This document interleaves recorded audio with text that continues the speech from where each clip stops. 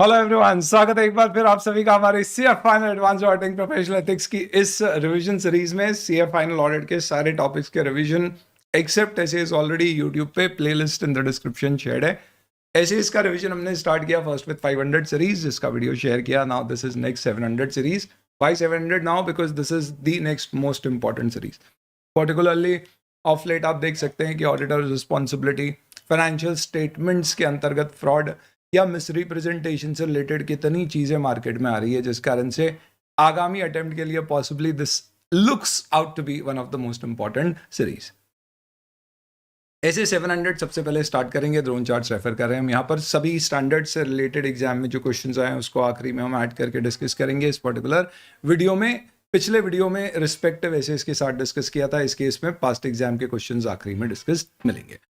700 the average important standard forming an opinion and reporting on financial statement। Standard में दो बातें की गई है अगर अपन इसके स्कोप की बात करें। सबसे पहले ऑडिटर की जिम्मेदारी है फाइनेंशियल स्टेटमेंट्स के ऊपर ओपिनियन बनाने की, और वो अपनी इस जिम्मेदारी को पूरा करता है based on the audit of financial statement. तो ये जो फाइनेंशियल स्टेटमेंट के ऑडिट के बेसिस पे हम फाइनेंशियल स्टेटमेंट पर अपना ओपिनियन एक्सप्रेस करेंगे एक रिपोर्ट के माध्यम से, वो इस ऐसे का उद्देश्य है। इसलिए the objective is to form an opinion on financial statement based on evaluation of conclusion drawn from audit evidences to express clearly the opinion through means of a written report। और ये रिपोर्ट हम general purpose financial statements के context में prepare कर रहे हैं। Special purpose के लिए 800 सीरीज है जो अभी हमारे सिलेबस में नहीं है। ओपिनियन कितने प्रकार के होते हैं? तो सबसे पहले रिपोर्ट दो तरह की होती है, एक अनमॉडिफाइड रिपोर्ट और एक modified report.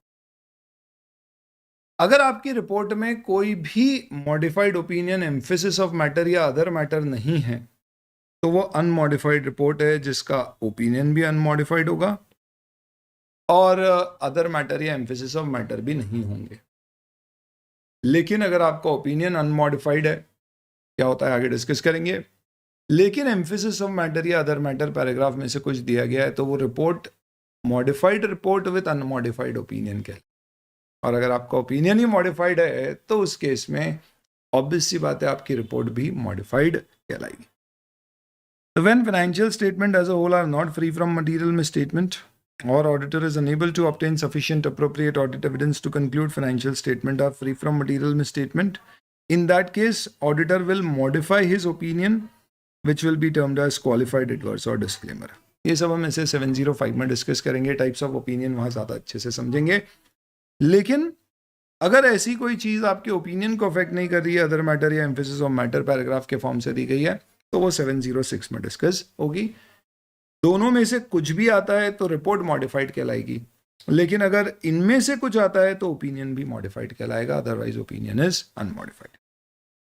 General purpose financial statement जो जेनरिक यूजर्स के लिए बनाए जाते हैं, इसे 200 में डिस्कस करते हैं। अनमॉडिफाइड ओपिनियन का मतलब होता है जहां हम स्पेसिफिकली कह रहे हैं कि financial statement are prepared in all material respect as per applicable financial reporting framework with no exceptions. अब इस ऐसे में हमें डिस्कस क्या करना है, तो हमें रिपोर्ट का फॉर्मेट डिस्कस करना है। उससे पहले हमें ये कंक्लूड करना है कि कब ऑडिटर रिपोर्ट में ये लिख पाएगा कि financial statement as per financial reporting framework है। तो ऐसे कहता है कि क्या financial statement as per financial reporting framework है। अगर आपको एग्जाम में क्वेश्चन आता है तो आपको लिखना पड़ेगा कि ऑडिटर जब अपना ओपिनियन फॉर्म करता है इस बारे पे, तो उसे रीजनेबल एश्योरेंस ऑब्टेन करना होता है और फिर वो इवैल्यूएट करता है कि क्या फाइनेंशियल स्टेटमेंट हर मटेरियल रिस्पेक्ट में एज पर फ्रेमवर्क है या नहीं है, और अगर है फिर वो अपना ओपिनियन बनाता है। ओपिनियन अगर कंप्लायंस फ्रेमवर्क है तो वो सिर्फ कहेगा they are prepared in all material respect as per the applicable financial reporting framework, पर ट्रू एंड फेयर व्यू देते हैं ये लाइन यूज नहीं करेगा, ये फ्रेज नहीं देगा। लेकिन अगर फेयर प्रेजेंटेशन फ्रेमवर्क है तो वो लिखेगा financial statement are prepared in all material respect as per applicable financial reporting framework and in our opinion to the best of our information and as per explanations given to us। मेरी राय में प्राप्त जानकारी के अनुसार दिए गए स्पष्टीकरण विवरण के अनुसार financial statements give a true and fair view. तो फेयर प्रेजेंटेशन फ्रेमवर्क में जो ओपिनियन पैराग्राफ होता है उसमें हम लिखते हैं financial statement are prepared in all material respects fairly in all material respect as per the financial reporting framework, या फिर आप इसकी जगह लिख सकते हो opinion in the financial statement gives a true and fair view of so and so as per the applicable financial framework.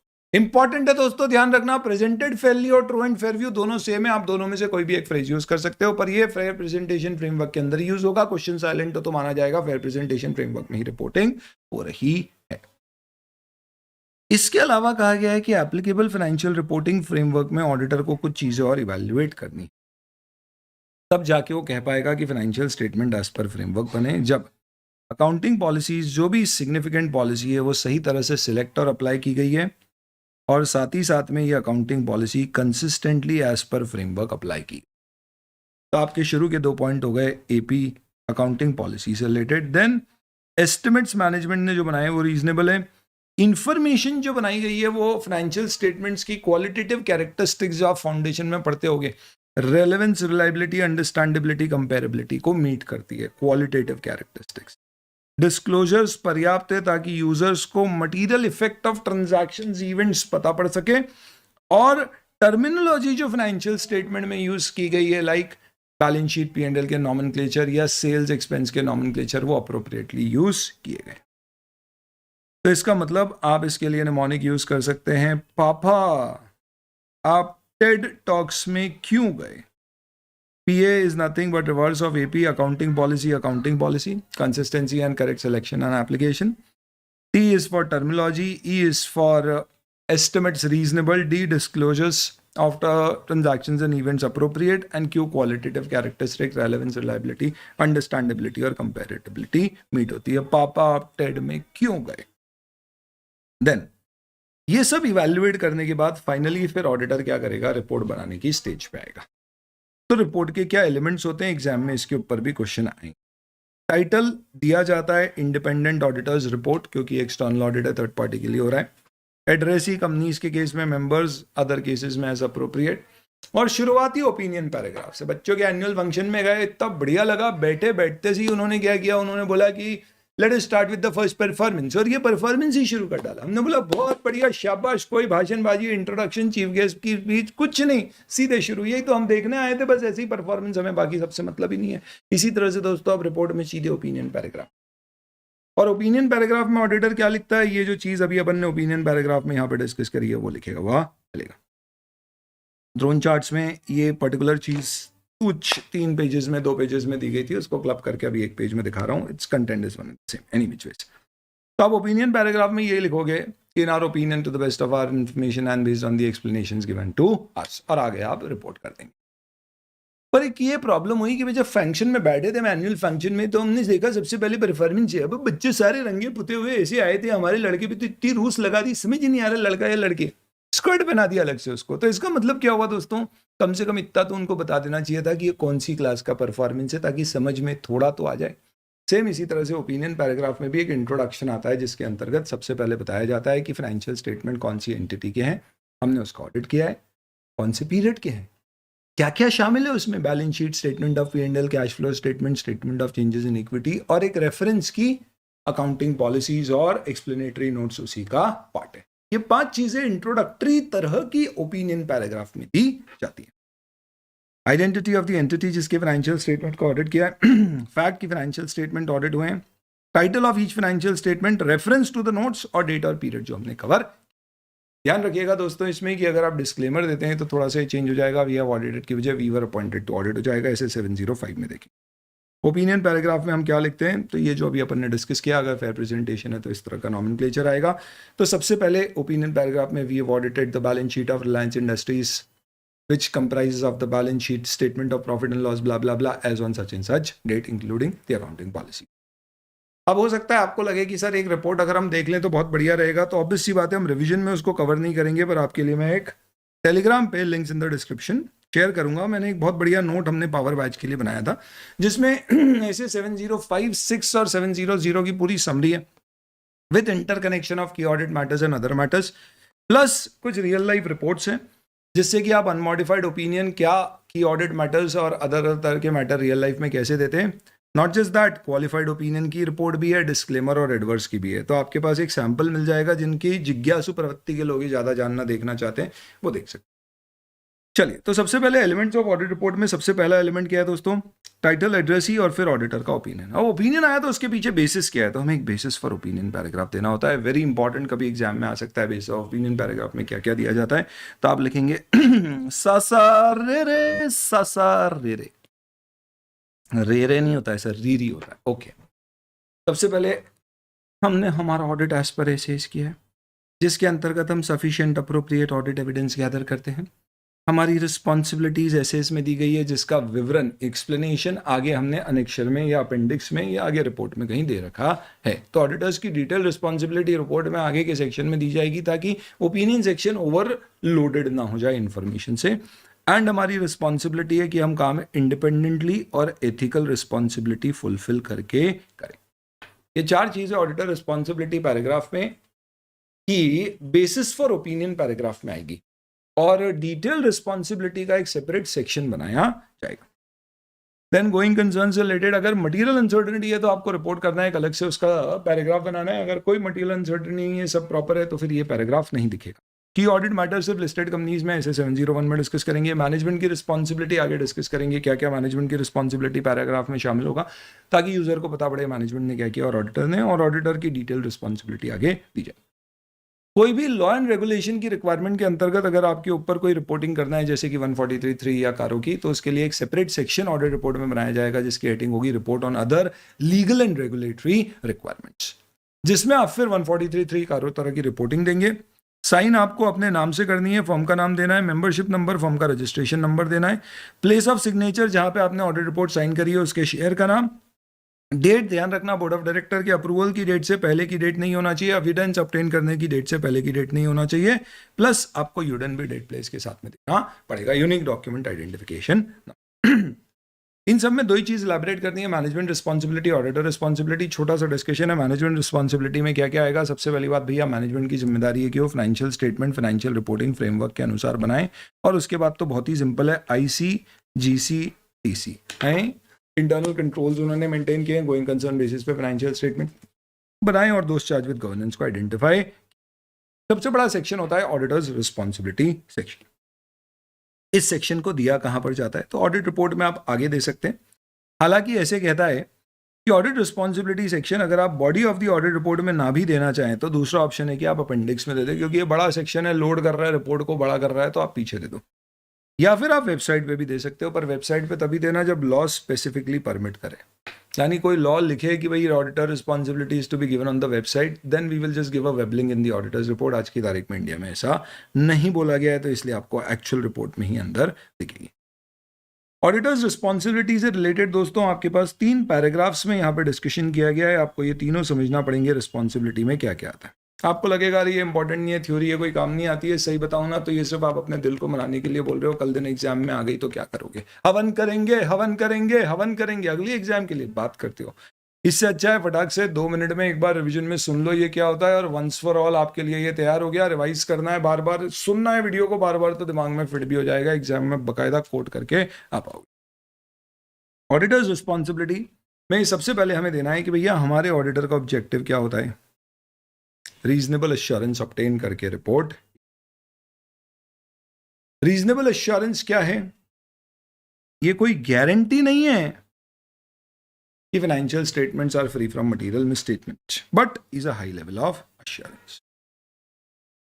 और इसमें हम क्या रिपोर्ट करते हैं, हम रिस्पॉन्सिबिलिटी में बताते हैं कि भाई हम financial statement free from material misstatement है, तो मिसस्टेटमेंट क्या होते हैं, फ्रॉड और एरर से आ सकते हैं, और कब उन्हें मटेरियल माना जाता है, जब वो economic decisions of the users, primary users which are taken based on the financial statements को अफेक्ट कर सकें। और थोड़ा सा मटेरियलिटी की डेफिनेशन भी दे देंगे क्या होती है। याद करने का सबसे पहला तरीका, ऑडिटर की रिस्पॉन्सिबिलिटी में आप क्या लिखोगे, रागा अभी भी M&M की चॉकलेट खाता है। रीजनेबल एश्योरेंस, रागा कौन है सर, गा से गारंटी, मटेरियलिटी और मिसस्टेटमेंट। मिसस्टेटमेंट, फ्रॉड और एरर, मटेरियलिटी क्या होती है और उसकी डेफिनेशन। रागा अभी भी M&M की चॉकलेट खाता है, ऑडिटर्स रिस्पॉन्सिबिलिटी का पहला पार्ट। सेकंड, फिर आप फर्दर ऑडिट रिस्पॉन्सिबिलिटी में थोड़ा बताओगे। अब आपने लिख दिया भैया audit responsibility audit as per SAs है, तो बेचारे थोड़े ना यूजर्स एसेज पढ़ेंगे, तो ब्रीफ में आप बताओ एसेज क्या क्या जाते हैं। तो सही बताओ दोस्तों, कौन से ऐसे 3 एसेज हैं, वाह वाह, कौन से ऐसे 3 ऐसे हैं जिसमें पूरे ऑडिट का सारांश आ जाता है in terms of the procedure. Sir सही बताएं, हाँ बताओ सर। 315, 330 और 500। क्या बात बोलिए बेटा। तो ऐसे याद रखना है आपको कि हम सबसे पहले identify and assess the risk of material में स्टेटमेंट करते हैं, and then we develop a response to the assessed risk, and then we obtain sufficient appropriate audit evidence which becomes the basis for forming our opinion. 300 series के 2 standard लिए, तो 500 के भी 2 ले लो, नहीं तो 500 सीरीज बुरा मान जाएगी, तो 570। Our responsibility also includes whether the assumption of the management of going concern is appropriate। और ये 4 तो ऐसे वाले हो गए। इसके अलावा आपको क्या मुद्दों पे रिपोर्ट करना है? You have to report internal controls की हम अंडरस्टैंडिंग लेते हैं relevant to audit, not with the objective to express an opinion unless company law में रिक्वायरमेंट ओपिनियन एक्सप्रेस करने की। Accounting policies and accounting estimates check करते हैं, पॉलिसीज का सिलेक्शन अप्रोप्रिएट है, एस्टिमेट्स का रीजनेबिलिटी, और इन सब के बेसिस पे क्या फाइनेंशियल स्टेटमेंट फेयर प्रेजेंटेशन देते हैं। इसको आप ऐसे भी याद रख सकते हो कि आइस में तो एप भी गोरा हो जाता है। हाँ हाँ हाँ, बर्फ में अगर बंदर भी रहेगा तो गोरा हो जाएगा, इसी तरह से आइस में अगर एप भी रहेगा तो फेयर हो जाएगा। चलिए सर, ये तो बहुत ही रेसिस्ट निमोनिक दिया है आपने, नेवरदलेस।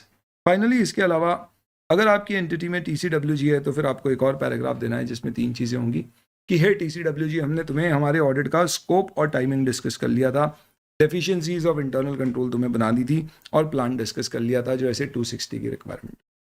सेकेंड, अगर लिस्टेड कंपनी है तो हे TCWG, हम तुम्हें डिक्लेरेशन देते हैं कि हमने हमारा काम एथिकली किया है और इंडिपेंडेंस के साथ किया, जो कि ऐसे 260 में अगेन आता है। और तीसरा, अगर की ऑडिट मैटर है तो आपको बताना पड़ेगा कि हमने की ऑडिट मैटर कम्युनिकेट कर दिए हैं जैसे कि रिक्वायर्ड थे। की ऑडिट मैटर्स भी लिस्टेड एंटिटी में ही देने होते हैं, और TCWG से जो मैटर डिस्कस होते हैं उनमें से ही ढूंढ के दिए।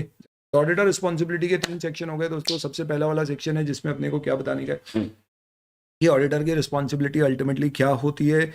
एक तरह से रागा M&M, हमें रीजनेबल एश्योरेंस, गारंटी नहीं है जो समझाया, एंड मिसस्टेटमेंट और मॉड्यूलिटी क्या होती है। उसके बाद में 315, 330, 500, 570 प्लस आईजेब गोरा, यानी कि फेयर प्रेजेंटेशन, अकाउंटिंग पॉलिसीज और एस्टिमेट्स एंड इंटरनल कंट्रोल्स। और फाइनली इन सब के बाद में TCWG को plan, timing, scope of audit बता दिया, इंडिपेंडेंस का डिक्लेरेशन दे दिया, और फाइनली की ऑडिट मैटर्स अगर हैं तो उसको आइडेंटिफाई करके रिपोर्ट कर दिया। ये सबसे बड़ा आपका ऑडिटर्स रिस्पॉन्सिबिलिटी सेक्शन है। मस्त एकदम, आपको मुझे लगता है कि इसको सुनने के बाद रिवाइज भी हो जाएगा।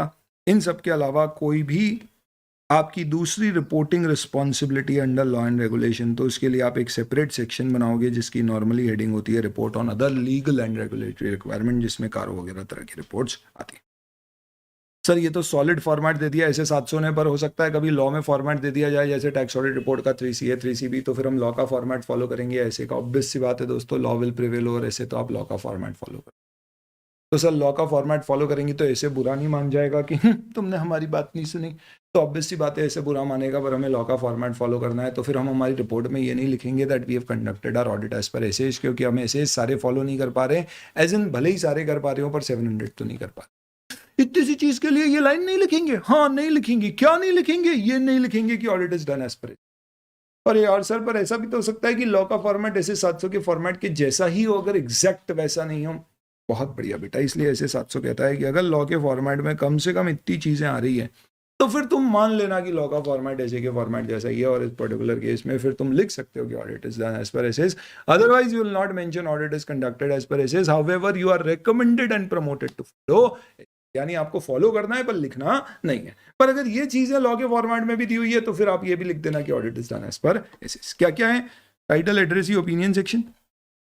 ओपिनियन सेक्शन में स्पेसिफिकली फाइनेंशियल रिपोर्टिंग फ्रेमवर्क की बात, ऑडिटर्स रिस्पॉन्सिबिलिटी का एक सेक्शन जिसमें एसेज, लॉ एंड रेगुलेशन का रेफरेंस है, और मैनेजमेंट रिस्पॉन्सिबिलिटी का सेक्शन। गोइंग कंसर्न का मैटर है तो उसका एक सेक्शन, की ऑडिट मैटर का सेक्शन, बेसिस फॉर क्वालिफाइड और एडवर्स। तो बेसिस फॉर ओपिनियन पैराग्राफ नहीं भी है, पर अगर क्वालिफाइड एडवर्स ओपिनियन है तो उसका बेसिस है तो भी चलेगा। तो ये एक एक्सेप्शन हो गया इंडिपेंडेंस का डिक्लेरेशन, सिग्नेचर प्लेस ऑडिट, यानी बेसिकली जो अपन ने देखे थे उसकी ब्रॉड कंटेंट्स अगर हैं तो फिर ये चलेगा। नेक्स्ट, अगर हमने हमारा ऑडिट एज पर एसे और एज पर इंटरनेशनल एसेज दोनों किया है तो क्या होगा? हो सकता है कि हमारी एंटिटी मल्टीनेशनल कंपनी है तो हमें दूसरी जगह के लिए रिपोर्ट फाइल करने के लिए एसेज के अनुसार कराना पड़ता है। सिंपल सा रूल है, कोई भी ऑडिट अगर दोनों स्टैंडर्ड्स इंटरनेशनल और इंडियन स्टैंडर्ड्स के अनुसार हुआ है और उस केस में आपकी रिपोर्ट सेम है, रिपोर्ट में ओपिनियन भी सेम है, एम्फेसिस ऑफ मैटर भी सेम है, अदर मैटर्स भी सेम है, तीनों में से किसी भी चीज़ में कोई डिफरेंस नहीं है, तो आप एक सिंगल कंबाइंड रिपोर्ट दे सकते हो जिसमें आप लिख सकते हो we have done our audit as per national and international standard, और आइडेंटिफाई कर देना national standards are standards issued by ECI in the name of standards on auditing, international standards are international standards on auditing issued by IAASB international auditing and assurance standard. तो ये accept हो जाएगा, चलेगा। इसी तरह से अगर कोई दूसरे स्टैंडर्ड्स हैं आपके अदर लॉ के तो आप अदर स्टैंडर्ड्स भी यूज़ कर सकते हैं, तो आप ऐसे ISA को बेसिकली रेफर कर लें, ठीक है। तो इस तरह से दैट इज एक्सेप्टेबल, आप ऐसा करेंगे तो चलेगा। ये OJ ऐसे क्या लिखा है, अदर ज्यूरिसडिक्शन ऐसे, तो गलत नहीं है, बेसिकली इंटरनेशनल एसेस की जगह दूसरे ज्यूरिसडिक्शन के एसेस के अनुसार किया। बस ये है कि आपका ओपिनियन प्लस अदर मैटर और एम्फेसिस ऑफ मैटर भी सेम होना चाहिए। नेक्स्ट, कई बार हो सकता है मैनेजमेंट ऐसी बदमाशी करे, जैसे कि इस बार MTP में भी एक क्वेश्चन आया कि मैनेजमेंट ने एक P&L और बना दिया जिसमें कई सारे एक्सपेंस को शामिल नहीं किया है, लेट्स से कैश एक्सपेंस को शामिल करके एक प्रॉफिट लॉस बना दिया जो कि फाइनेंशियल स्टेटमेंट का पार्ट नहीं है, पर मैनेजमेंट उसे साथ में प्रेजेंट करना चाहता है दिखाने के लिए। ऑडिटर कहेगा ये फाइनेंशियल स्टेटमेंट का पास नहीं है क्योंकि general purpose financial reporting framework में इसे नहीं बनाया जाता है, तो मैनेजमेंट अगर बताना चाहे तो इसे अलग से रिपोर्ट करे, फाइनेंशियल स्टेटमेंट के साथ ना बताए, क्योंकि हम इसका ऑडिट नहीं करेंगे, इस पे ओपिनियन एक्सप्रेस नहीं करेंगे, करना है तो सेपरेट असाइनमेंट होगा। पर मैनेजमेंट अगर मानता नहीं है ऐसी सिचुएशन में तो हम एक सप्लीमेंट्री इन्फॉर्मेशन का सेपरेट पैराग्राफ ऑडिट रिपोर्ट में देंगे जिसमें आइडेंटिफाई करेंगे कि ये सप्लीमेंट्री इन्फॉर्मेशन जो फाइनेंशियल स्टेटमेंट के साथ एनुअल रिपोर्ट में सब्सक्राइब दी गई है उसके ऊपर हमने ऑडिट। ध्यान रखना ये अदर इन्फॉर्मेशन नहीं है, अदर इन्फॉर्मेशन वो होती है जो directors report, management discussion analysis report जो दी जाती है जिसको देख के ही लगता है कि ये फाइनेंशियल स्टेटमेंट से अलग है, उसके ऊपर ऐसे 720 है, this is not other information, ठीक है। चलिए, तो if supplementary information not required by framework is given, it is not an integral part of financial statement, hence we will evaluate whether it is presented in such a way that it is differentiated from audited financial statement. If not, we will ask the management to change it. If he refuses, we will identify supplementary information and explain in the report that this is not audited by the। और finally एक छोटा सा point दिया हुआ है कि auditor जब भी जजमेंट फॉर्म करेगा तो कैसे फॉर्म करेगा। तो सिंपल सी बात है, जजमेंट फॉर्म करने के लिए आपको क्या चेक करना पड़ेगा, classes of transactions, account balance और लेजर्स से निकलते हुए सारे असर्शंस। तो आप सबसे पहले असर्शंस को क्या करोगे, एग्जामिन करोगे, आइडेंटिफाई करोगे, एग्जामिन करोगे और इवैल्यूएट करोगे। तो 2 पॉइंट हो गए आपके असर्शन के, आइडेंटिफाई और इवैल्यूएट, जिससे आपको क्या होगा, you will basically be able to gather audit evidences। तो आपको ऑडिट एविडेंसेस कलेक्ट करना है और फिर कलेक्ट करके उन्हें इवैल्यूएट करना है कि वो सफिशिएंट अप्रोप्रिएट है या नहीं है। तो वो अगले 2 पॉइंट हो गए आपके, collection and evaluation of audit evidence, और उसके बेसिस पे then you will be able to form the judgment और the opinion on assertions under consideration. इस तरह से ऑडिटर जजमेंट फॉर्म करता है। बड़ा ही थ्योरेटिकल स्टैंडर्ड था, I think this revision could be really very useful, क्योंकि इस तरह के थ्योरी स्टैंडर्ड यूजुअली बच्चा ये सोच के छोड़ देगा ये तो एग्जाम में आता नहीं, फिर आ गया तो भाई ठीक है मुझे कौन से सेमिसिस लेके आने, ऑप्शन में छोड़ दें। अगर कभी कंपलसरी में आ गया, अच्छा कंपलसरी में भी आता है क्या, सभी का पेपर बिगड़ा अपना भी बिगड़ गया, क्या फर्क पड़ता है, मस्त रहने का हमेशा वो इंपॉर्टेंट है। चलो दोस्तों आगे बढ़ते हैं। मैंने काफी डिस्क्रिप्टिव फॉर्म में जैसे को रिवाइज करा दिया है काफी ज्यादा समय लेकर। ऐसे 701 पर आते हैं अब, कम्युनिकेटिंग की ऑडिट मैटर्स। सबसे पहली बात, की ऑडिट मैटर्स क्या है। मेरी छोटी वाली डॉटर जब स्कूल से वापस आती है तो हमारी माताजी उसके ऊपर ऐसे, इनफैक्ट हमारी माताजी नहीं, उसकी माताजी उसके ऊपर ऐसे लपक लेती, जैसी बात हो, हाय श्रीटू कैसी है तू, बोलती बढ़िया, क्या हुआ स्कूल में बताना, सब ठीक था, टिफिन खाया, हाँ खाया, होमवर्क दिया मैडम ने, नहीं दिया, ठीक थी तबीयत वगैरह तो ठीक थी, खांसी तो नहीं आई, नहीं कुछ नहीं, और बताना क्या हुआ, वो बता ही नहीं रही। घर वाले शादी में जाते हैं, हमारी तो छूट जाती है जब से सीए फाइनल में आए, आते हैं हमें बहुत इंटरेस्ट रहता है, हम पूछते हैं कैसी रही शादी, बाबूजी बोलते हैं बढ़िया थी, क्या हुआ, हम बोलते हैं मम्मी से अरे बताओ ना, तो फिर मम्मी थोड़ा सा बताती है कि हम पूछते हैं खाने में क्या था, बताती है अरे बासुंदी तो क्या थी, बालूशाही, एकदम धोनी ने जैसी खाई थी वैसी बात। हमारी सिस्टर वो मम्मी से पूछती है दुल्हन ने क्या पहना था, हाँ बात कर, सही में अच्छी लग रही थी, अच्छा हाँ वो गुलाबी कलर का था, और दूल्हे ने क्या पहना है, यूनिकॉर्न कलर की शेरवानी, क्या बात कर रहे, सींग भी लगाए थे, तो जोड़ी कैसी लग रही थी। क्या हो रहा है दोस्तों, ये सब क्यों पूछ रहे हैं, अपने को लगता है क्या फालतू की बात है, उसको लगता है ये खाने की बात पूछ रहा है, अपन क्या फालतू की बातें पूछ रहे हैं। दोस्तों क्या है, अपन इन्वॉल्व होना चाहते हैं, क्योंकि हम गए नहीं थे शादी में पर हम जानना चाहते हैं वहां क्या हुआ, तो we want to have a further engagement with the audit, and this is basically the purpose of key audit matters. The financial statement users are not really involved in the financial reporting making process or the audit process. The only audit report and the financial statement is the window through which they understand what has happened during the year in terms of the financials and whether they are appropriate or not. But sometimes or the other, at least in the listed company, because public at large is a user of the financial statement, they will want to involve themselves into at least audit. कि यार auditor ने इस साल audit किया तो उसके क्या challenges थे. Not every challenge would ultimately lead out to a modified opinion. कई बार हो सकता है कि ऑडिटर का इस साल क्या चैलेंज था कि एक आईटी सिस्टम नया इंप्लीमेंट हुआ, इसके ऊपर क्वेश्चन भी आ चुका है, तो उस पर हमें खूब एफर्ट डालना पड़ा. आप रिलायंस की रिपोर्ट में देखना है कि ऑडिट मैटर भी है उसके ऊपर, तो हमें खूब एफर्ट डालना पड़ा आईटी सिस्टम्स को चेक करने के लिए, पर इससे हमारा ऐसे ओपिनियन मॉडिफाई नहीं हो रहा है. बट ये क्या है, हमारे इस साल के ऑडिट की एक फीचर था, कंपनी में रेवेन्यू एस्टिमेट बेसिस पे मेजर किया जाता है, क्योंकि कंपनी रियल एस्टेट डेवलपमेंट में तो कई सारे प्रोजेक्ट्स आधे अधूरे हैं, तो कितना रेवेन्यू मेजर करना है. कंपनी के कई सारे डेरिवेटिव फाइनेंशियल इंस्ट्रूमेंट्स हैं या अनलिस्टेड शेयर्स हैं जिनको फेयर वैल्यू पे मेजर किया जाता है. इस साल कंपनी ने इंपेयरमेंट चेक किया था, जिसको चेक करने में पसीने छूट गए हमारे, रिवैल्यूएशन हुआ है बहुत लार्ज. ये सब चीज़ें इस साल के ऑडिट की हाईलाइट्स थी. What are key audit matters? These are those matters that in auditors' professional judgment were of most significance in the audit of financial statement of current period. एक एक शब्द आप दिल से समझ पाए. ये मैटर TCWG से जो मैटर डिस्कस किए जाते हैं उनमें से निकाले जाते हैं. इस मैटर को बेसिकली कम्युनिकेट ऑडिट रिपोर्ट में करने का अल्टीमेट पर्पज है कम्युनिकेटिव वैल्यू बढ़ाना, एडिशनल इंफॉर्मेशन यूजर्स को फाइनेंशियल स्टेटमेंट में देना कि क्या मैटर मोस्ट सिग्निफिकेंट थे इस साल के ऑडिट पे. इससे इंटेंडेड यूजर एंटिटी और उसके सिग्निफिकेंट मैनेजमेंट जजमेंट और ऑडिट को बेहतर समझ पाएंगे और वो ज़्यादा अच्छे से मैनेजमेंट TCWG और ऑडिट में एंगेज हो पाएंगे. इसलिए कम्युनिकेटिंग की ऑडिट मैटर, कृपा करके ध्यान रखना, it is not a substitute for management disclosure और मैनिफाइड ओपिनियन और रिपोर्टिंग अंडर SF 570 और specific opinion on specific matters like given under 143.3. और ये एग्जाम में क्वेश्चन आया हुआ है कि audit matter is not a replacement और सब्सटीट्यूट फॉर. तो ऐसा नहीं है कहीं मॉडिफाइड ओपिनियन देना है तो कैम दे देते हैं. इनफैक्ट कैम हम साफ साफ जिन मैटर्स पे देते हैं उन पे लिखते हैं कि our opinion is not modified in this respect. In fact हाँ वो मॉडिफाइड ओपिनियन है ही नहीं, वो सिर्फ एक एक्स्ट्रा इन्फॉर्मेशन है जो हम दे रहे हैं. तो अगर आपकी डॉटर ये कह रही है कि मम्मा आज तो मैं गिर गई थी और लग गई थी, तो ये कैम नहीं है दोस्तों, ये तो एक मॉडिफाइड ओपिनियन है. हाँ तो आप मम्मी को फ़ोन लगाना है, स्कूल में क्या हुआ भैया, कैसे गिर गई, आपने फ़ोन क्यों नहीं लगाया, खून आ रहा है, इतना सारा कुछ हो गया. ये वो वाले मुद्दे नहीं है, ये सिर्फ एंगेज फर्दर करने के लिए, जानकारी लेने के लिए दिए जाते हैं. तो की ऑडिट मैटर ऑडिटर को professional judgement which were of the most significant in the current period audit of financial statement से निकालने. तो ये कौन से मैटर्स होंगे, ये वो मैटर है जो हमने TCWG से डिस्कस किया.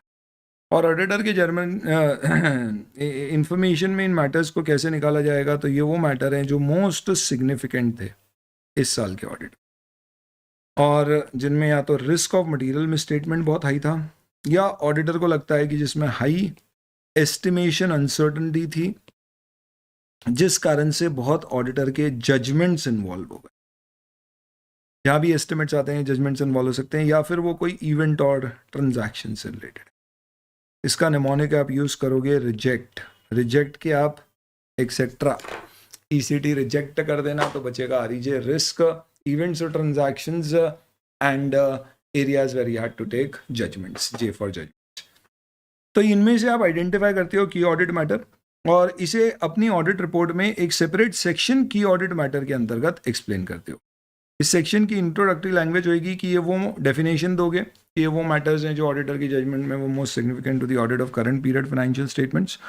एंड देन आप बोलोगे कि these matters were addressed in the context of audit as a whole and opinions.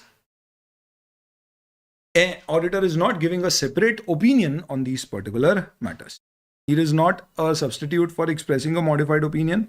और हर की ऑडिट मैटर को आपको एक टेबल फॉर्मेट में नॉर्मली देते हैं, जिसमें पहले टेबल के पहले पार्ट में अपन देते हैं कि क्यों उस मैटर को हमने की ऑडिट मैटर माना और वो क्या है, एंड आपने उसे ऑडिट में कैसे एड्रेस किया। जो मैं आपके साथ रिपोर्ट शेयर करूंगा उसमें आप पढ़िएगा तो और अच्छे समझ पाएंगे आप। Circumstances in which key audit matter is not communicated. ए, अगर कोई लॉ और रेगुलेशन ने मना किया है कोई मैटर को पब्लिकली कम्युनिकेट करने का, तो क्या हमें तो कम्युनिकेट नहीं करना। दूसरा, बहुत ही रेयर सर्कमस्टांस में आपको लगता है कि उसे कम्युनिकेट करने से नुकसान ज़्यादा होएगा, कंपनी का फ़ायदे कम, तो बेहतर है आप कम्युनिकेट ना करें। सर, इनकेस अगर ड्यूरिंग द ईयर कोई की ऑडिट मैटर नहीं है तो भी की ऑडिट मैटर का एक सेक्शन दिया जाएगा जिसमें लिखा जाएगा कि in there are no key audit matters to be reported in current period financial statement.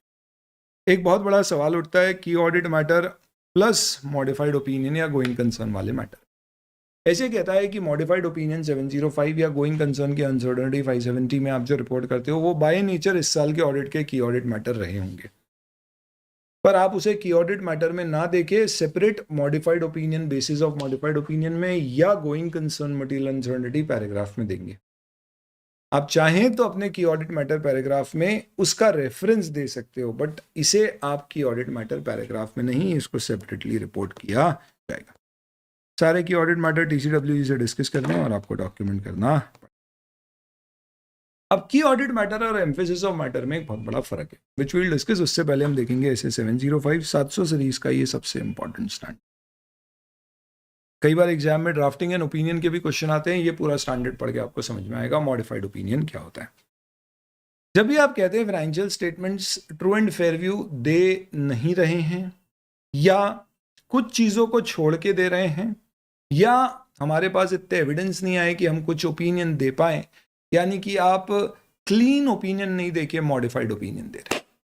इसका मतलब है घर वालों ने किसी लड़की का बायोडेटा हमें दिया सीए बनने के बाद और बोला तेरे लिए रिश्ता आया है, पता कर ले। हमने दोस्त से पता किया, दोस्त जानता था उसको और उसने बोला सब कुछ बढ़िया है, कर ले। Unmodified opinion. हमने बोला कुछ भी है तो बता दे, उसने बोला कुछ नहीं, सब सही है, हम अच्छे से जानते हैं। हमने बोला कुछ भी है तो बता दे, तो उसने बोला बस एक छोटी सी प्रॉब्लम है कि लड़की सुबह कॉर्नफ्लेक्स की जगह गोल्ड फ्लेक लेती है। हे भगवान, हमने बोला शी स्मोक्स, उसने बोला हाँ, और कभी कभी सोशली जरूरत पड़ती।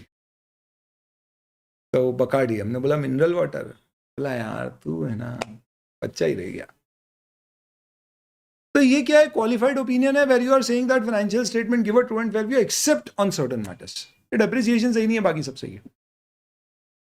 बट जब आपको ऐसा लगता है कि ये जो एडवर्स मैटर है ये बहुत ज़्यादा हो गए, एक्सेप्शंस बहुत ज़्यादा हो गए, इसका मतलब कि उसने सपोज कहा कि यार थोड़ा स्मोक भी करती है, थोड़ा ड्रिंक भी खेलती है, ऐसे स्पोर्ट्स पर्सन भी है, 3 पत्ती में माहिर है, हालांकि खूब पैसा लुटा दिया, 2 बार शादी भी हो चुकी है, 1 बार तो करके भाग भी गई थी, दोनों टूट चुकी। किसी ने बताया कि एक किड भी है उसका, पर पता नहीं अभी कहाँ है, किसके साथ है। हमने बोला हे भाई तू बोल कैसे रहा है कि इसको छोड़ के बाकी सब ठीक है, ठीक कुछ बचा ही नहीं। तो जब फाइनेंशियल स्टेटमेंट में मिसस्टेटमेंट इतने परवेजिव हो जाते हैं, परवेजिव का मतलब ये कि उसका इम्पैक्ट इतना ज़्यादा मैटर्स को अफेक्ट करने वाला हो जाता है कि उसका लिमिटेड इम्पैक्ट एक पर्टिकुलर अकाउंट बैलेंस डिस्क्लोजर या ट्रांजैक्शन पे नहीं रहता है, but it affects the overall financial statement, then we give an adverse opinion.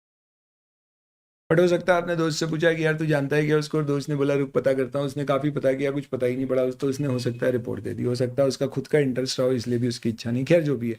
तो ऐसे केस में हम क्या देंगे? डिस्क्लेमर। डिस्क्लेमर और एडवर्स में बेसिक फ़र्क क्या है? हम बोल रहे हैं फाइनेंशियल स्टेटमेंट गलत है, हम बोल रहे हैं हमें एविडेंस ही नहीं मिले तो हम कैसे कुछ बोल पाएंगे फाइनेंशियल स्टेटमेंट।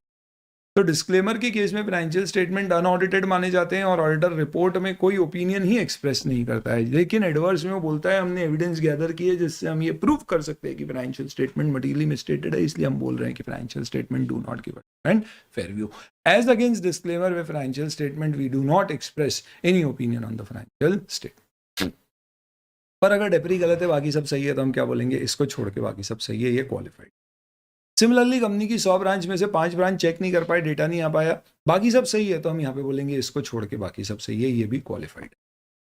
तो ऐसा कहते हैं दोस्तों कि अल्टीमेटली ओपिनियन क्वालिफाई, एडवर्स या डिस्क्लेमर बनने के 2 कारण होते हैं। एक होता है मटेरियल मिसस्टेटमेंट जो मैनेजमेंट ने करेक्ट नहीं किया है, अनकरेक्टेड मटेरियल मिसस्टेटमेंट, और दूसरा होता है auditor's inability to obtain sufficient appropriate audit evidence. अगर ऑडिटर किसी कारण से sufficient appropriate audit evidence gather नहीं कर पाया और पूरे फाइनेंशियल स्टेटमेंट पे नहीं कर पाया, रिकॉर्ड सीज हो गए हैं, इनकम टैक्स के पास है, यहाँ पे कुछ भी अवेलेबल नहीं है, पूरे फाइनेंशियल स्टेटमेंट पे रिकॉर्ड अवेलेबल नहीं है, तो हमारे पास sufficient appropriate audit evidence overall नहीं मिले तो हम डिस्क्लेमर देंगे। पर कुछ ब्रांच चेक नहीं कर पाए, बाकी सब सही है, तो हमारे पास उसके सफिशिएंट अप्रोप्रिएट ऑडिट एविडेंस नहीं है, बाकी सब सही है, तो क्वालिफाइड देंगे। कुछ ब्रांच में गलतियां मिली है जो मैनेजमेंट सही नहीं कर रहा है और मटेरियल है, तो क्वालिफाइड देंगे। बहुत सारी ब्रांचेस, बहुत सारे फाइनेंशियल स्टेटमेंट में ही गलतियां हैं, फाइनेंशियल स्टेटमेंट के बहुत सारे कंपोनेंट में गलतियां एक जगह पे नहीं है, तो फिर उस केस में एडवर्स। तो ऐसा कहते हैं दोस्तों कि टाइप्स ऑफ ओपिनियन में सबसे पहले क्वालिफाइड ओपिनियन दोनों कारणों से आ सकता है। One, when auditor is having sufficient appropriate audit evidence and concludes financial statement have material misstatement. देखो इमटेरियल है ना, तो रिपोर्ट मॉडिफाई होगी नहीं, मटेरियल है पर परवेसिव नहीं है। क्या परवेसिव होता है आगे डिस्कस करेंगे। तो material but not pervasive, then he will give qualified. या फिर he is unable to obtain sufficient appropriate audit evidence because of which he is unable to determine the effect of those undetected or unidentified misstatements on financial statement which are material but not pervasive।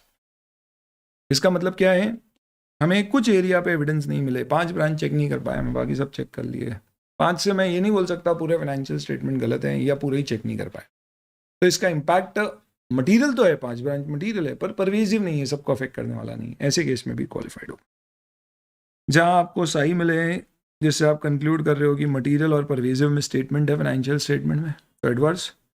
और जहां आप unable to obtain sufficient appropriate audit evidence है, यानी कि वो material भी हैं और परवेसिव भी हो सकते हैं, ओवरऑल है, तो उस पर्टिकुलर केस में आप क्या दोगे, डिस्क्लेमर। डिस्क्लेमर के केसेस में ऐसा भी हो सकता है कि ऑडिटर क्या करे, विड्रॉ कर दे, that is something which will. तो हमारे ऑडिटर या हमारे ऑडिट का ऑब्जेक्टिव क्या है, जब भी ऑडिट को ऐसा लगता है कि based on audit evidence obtain financial statement are not free from material misstatement और where is unable to obtain sufficient appropriate audit evidence that financial statement are free from material misstatement, he will have to express a modified opinion. How to express a modified opinion, if it is a qualified opinion तो हम लिखेंगे subject to या except to. किस में, तो सबसे पहले आपकी हेडिंग ओपिनियन की हो जाएगी मॉडिफाइड ओपिनियन, और बेसिस फॉर ओपिनियन की बेसिस फॉर क्वालिफाइड एडवर्स या डिस्क्लेमर ऑफ ओपिनियन। फिर आप उसके अंतर्गत लिखोगे that in the course of audit we have identified company is not charged appreciation on its assets. Subject to this we give a true and fair view on the financial. तो इसमें हम क्या बोलते हैं, except to subject to this, हम financial statement पे true and fair view दे रहे। बस इसमें ये ध्यान रखना कि अगर मिसस्टेटमेंट आइडेंटिफाई हुआ है तो आप लिखोगे सब्जेक्ट टू दीज मिसस्टेटमेंट, और अगर कोई लिमिटेशन थी आप चेक नहीं कर पाए तो आप लिखोगे subject to the possible effects of misstatements due to these limitations. Possible effect क्यों, क्योंकि वहां पे गलतियां पकड़ी नहीं है, शायद गलतियां हो सकती। इन्वेंटरी कंपनी की क्या है, अलग अलग लोकेशंस पे, बॉर्डर्स पर है, हमारे लिए इम्प्रैक्टिकेबल अटेंड करना, दूसरे प्रोसीजर लगाए, उससे भी एविडेंस नहीं मिल रहे हैं, मजबूरी है मेरी मैनेजमेंट की सबकी कि अब मैं क्या करूं, रिपोर्ट मॉडिफाई करना पड़ेगी। तब मैं ये नहीं बोल सकता इन्वेंटरी गलत है, मैं ये बोलूंगा कि हमारी लिमिटेशंस के कारण हम कंक्लूड नहीं कर पा रहे हैं कि इन्वेंटरी सही है या नहीं।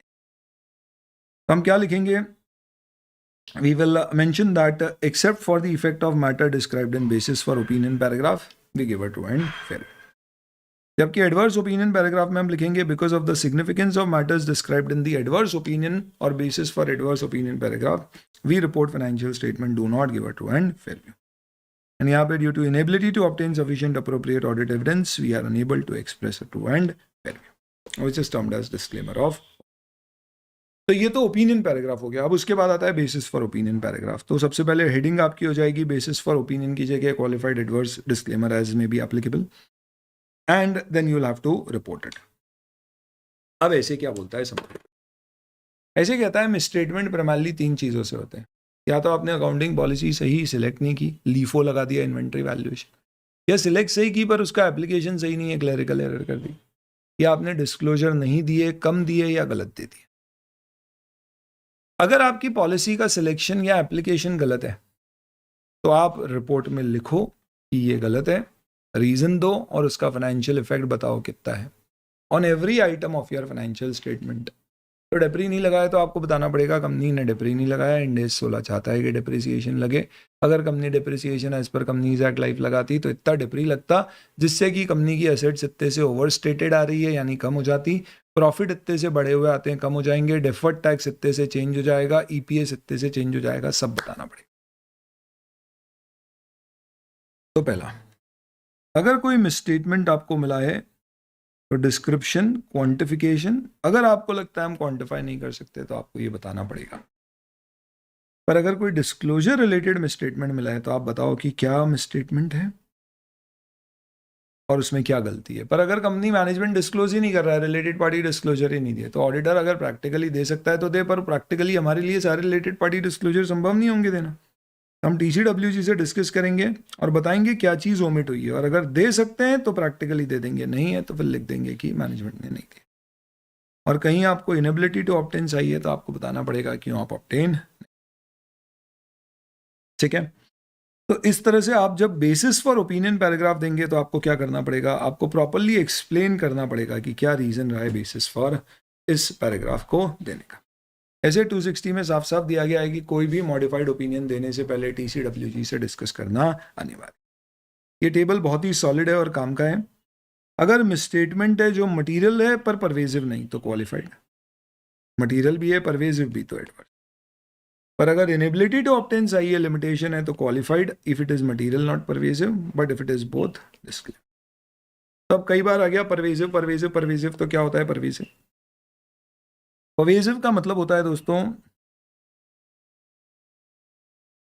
It affects the whole financial statement. That means auditor के जजमेंट में द मिसस्टेटमेंट और the limitation is not confined to specific accounts, elements और items of financial statement, but it expands to almost everything. जैसे company cash basis use कर रही है, entity going concern बना रही है अकाउंट्स मान के, जबकि गोइंग कंसर्न नहीं है, इससे एक दो खाते नहीं सब चेंज हो जाएगा। या हो सकता है it is confined to a specific element account balance, but that element और account balance itself represent substantial. एक इन्वेस्टमेंट कंपनी के आप सिर्फ इन्वेस्टमेंट चेक नहीं कर पा रहे हो क्योंकि मैनेजमेंट दे नहीं रहा है, बाकी सब सही है, तो बचा ही क्या उसमें? तो भले ही एक अमाउंट या एक एलिमेंट से रिलेटेड है पर इसका परवेजिव इफेक्ट होगा, बहुत सब्सटैंशियल इफेक्ट होगा, तो इस केस में आप डिस्क्लेमर। और अगर कोई डिस्क्लोजर रिलेटेड है तो आपको लगता है अगर वो fundamental to financial statement users के अंडरस्टैंडिंग डिस्क्लोजर है, देन इन दैट केस आप अपना ओपिनियन उस केस में मानेंगे कि डिस्क्लेमर या एडवर्स जाएगा फंडामेंटल डिस्क्लोजर जैसे गोइंग कंसर्न का, और उस केस में फिर आप उसे परवेजिव, ठीक है। चलिए, ऐसे कहता है कि ऑडिटर के ऊपर अगर लिमिटेशन है ऑडिट एविडेंस नहीं ऑब्टेन कर पाने की, तो क्या वो लिमिटेशन मैनेजमेंट ने इंपोज करी है? और अगर वो मैनेजमेंट इंपोज लिमिटेशन है तो फिर इस केस में वो देखेंगे ऑडिटर की क्या इसका इफेक्ट मटीरियल है पर परवेजिव नहीं है, तो आप क्वालिफाई कर दो। और मटीरियल और परवेजिव दोनों है, जैसे कि मैनेजमेंट आपको फाइनेंशियल स्टेटमेंट में कंप्लीटनेस ऑफ इंफॉर्मेशन का ऑडिट खत्म होते समय जो रिटर्न रिप्रेजेंटेशन देना है वो नहीं दे रहा, या फ्रॉड का डिक्लेरेशन नहीं दे रहा। ऐसे केस में या गोइंग कंसर्न हमने बोला है भैया मटीरियल अनसर्टेनिटी है, एक बार प्लीज़ आप असेस करो, पर वो असेसमेंट करने को ही तैयार नहीं है कि गोइंग कंसर्न है या नहीं। इन सारी सिचुएशंस में मैनेजमेंट आपके साथ एक ऐसा लिमिटेशन आप पर इम्पोज कर रहा है जिसका परवेजिव इफेक्ट है। ऐसे केस में आप डिस्क्लेमर दोगे, ऐसे कहता है कि बेहतर है आप विड्रॉ ही कर, क्योंकि ये सर्कमस्टांसेस इम्पोज लिमिटेशन नहीं है, लॉ इम्पोज नहीं। लॉ इम्पोज क्या होता है, इनकम टैक्स वाले लेके चले गए रिकॉर्ड्स, तो अब मैनेजमेंट आप क्या करोगे? ऑडिटर्स की रिस्पॉन्सिबिलिटी, ऑडिटर के प्रोसीजर के लिमिटेशन होते हैं, जैसे कि स्टॉक वेरीफाई करना इम्प्रैक्टिकेबल है, तो ये मेरे लिमिटेशन है। पर मैनेजमेंट इम्पोज यानी कि वो चाहता तो पूरा कर सकता था पर नहीं कर रहा है। अगर ये परवेजिव है तो ऐसे कहता है यू शुड विड्रॉ, पर अगर आपको लगता है कि विड्रॉ करना लीगली परमिसिबल नहीं होगा, जैसे कि आपने पढ़ा होगा लिस्टेड कंपनीज के केस में से भी कहता है कि भाई अगर आपने 3 क्वार्टर की ऑडिट रिपोर्ट दे दी है तो फिर चौथा क्वार्टर और एनुअल फाइनेंशियल स्टेटमेंट का भी ऑडिट करो। तो अगर परमिसिबल नहीं है तो फिर उस केस में आप डिस्क्लेमर ऑफ ओपिनियन, अदरवाइज आप प्रेफर करो विड्रॉ। अब जब भी आप डिस्क्लेमर ऑफ ओपिनियन देंगे तो कुछ चीज़ें आपको ध्यान रखना। क्या? नंबर 1, डिस्क्लेमर ऑफ ओपिनियन में की ऑडिट मैटर पैराग्राफ नहीं आएगा। नंबर 2, डिस्क्लेमर ऑफ ओपिनियन में आप ये नहीं लिखोगे कि audit is conducted in accordance with SAs, आप लिखोगे we were engaged to conduct our audit as per, ये अमेंड करना पड़ेगा। आपको लिखना होगा we are unable to obtain sufficient appropriate audit evidence. Plus जो ऑडिटर्स रिस्पॉन्सिबिलिटी के पैराग्राफ अपन देते हैं बाद में कि हम इंडिपेंडेंटली एथिकल रिक्वायरमेंट फुलफिल करके काम करें, और आगे का एक सेक्शन देते हैं, वो सेक्शन भी नहीं आएगा। इनफैक्ट मैं आपको एक बढ़िया टेबल बताता हूँ जिससे आपको समझ में आएगा कि डिस्क्लेमर में क्या क्या होता है। दोस्तों, अगर आपके फाइनेंशियल स्टेटमेंट्स मिसस्टेटेड हैं या लिमिटेशन है तो आपका ओपिनियन मॉडिफाई हो रहा है क्या? मटीरियल है तो होगा, नहीं है मटीरियल तो नहीं होगा। तो पहले तो आप ये डिसाइड कर लो कि ओपिनियन मॉडिफाइड है या अनमॉडिफाइड, सबसे पहले ये डिसाइड कर। अब अगर आपने देखा कि ओपिनियन मॉडिफाइड में डिस्क्लेमर वाला है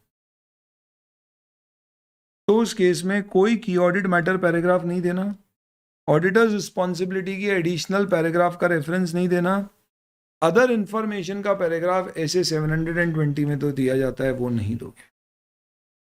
प्लस हर जगह आप ये लिखोगे we were engage to audit, ना कि वी हैव ऑडिटेड। ये नहीं लिखोगे कि we have obtained sufficient appropriate audit evidences, आप लिखोगे we are unable to obtain साई। ठीक है, ये कब? जब डिस्क्लेमर। अगर डिस्क्लेमर नहीं दे रहे हो तो फिर गोइंग कंसर्न से रिलेटेड अनसर्टनिटी है ना, तो ध्यान रखना उसका सेपरेट पैराग्राफ बनता है, वो की ऑडिट मैटर या अदर मैटर या एम्फेसिस ऑफ मैटर में नहीं जाएगा। तो गोइंग कंसर्न अनसर्टनिटी है और क्या प्रॉपरली डिस्क्लोज्ड है, then in that case opinion unmodified होएगा और हम इसके ऊपर एक सेपरेट पैराग्राफ देंगे। नहीं है तो ओपिनियन मॉडिफाई होगा प्लस सेपरेट पैराग्राफ जाएगा।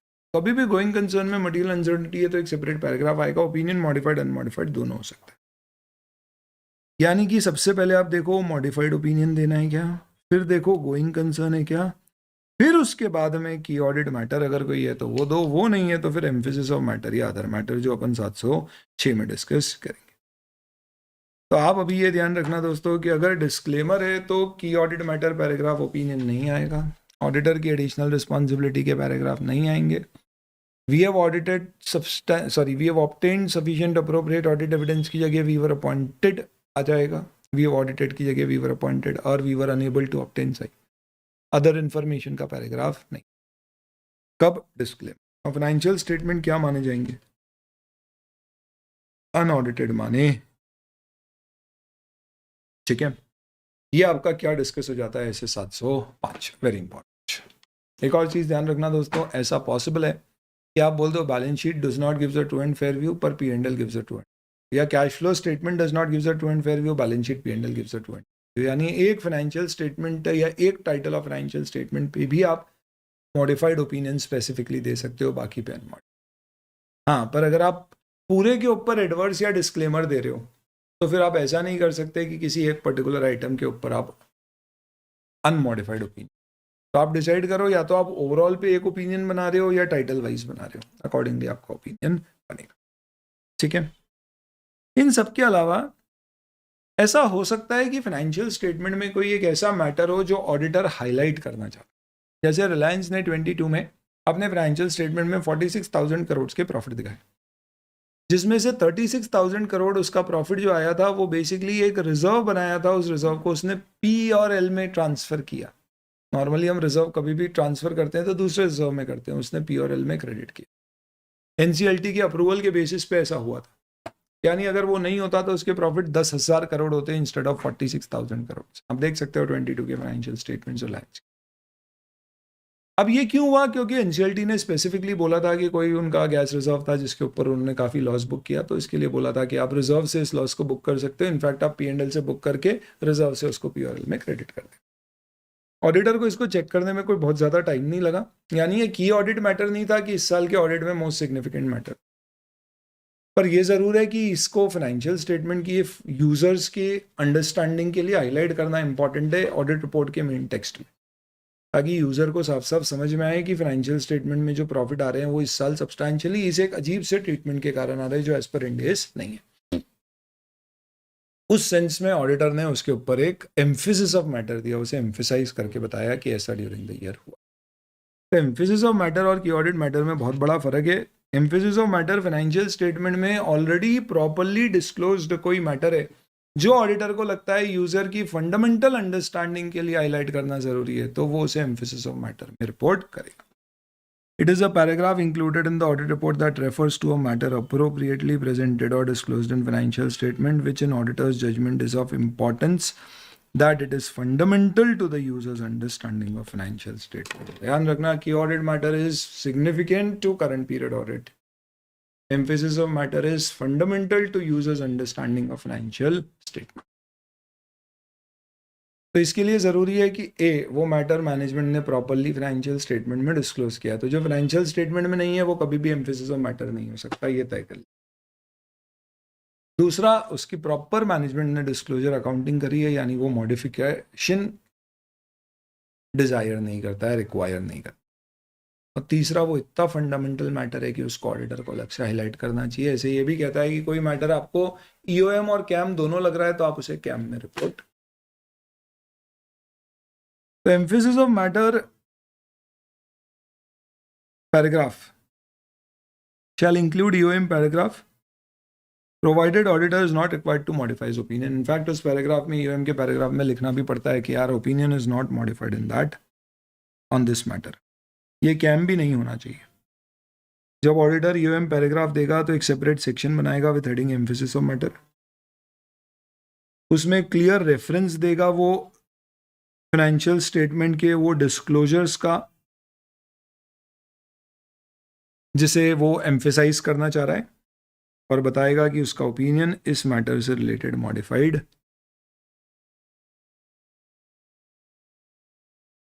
Auditor shall include another matter paragraph when this is not prohibited by law and not determined as key audit matter.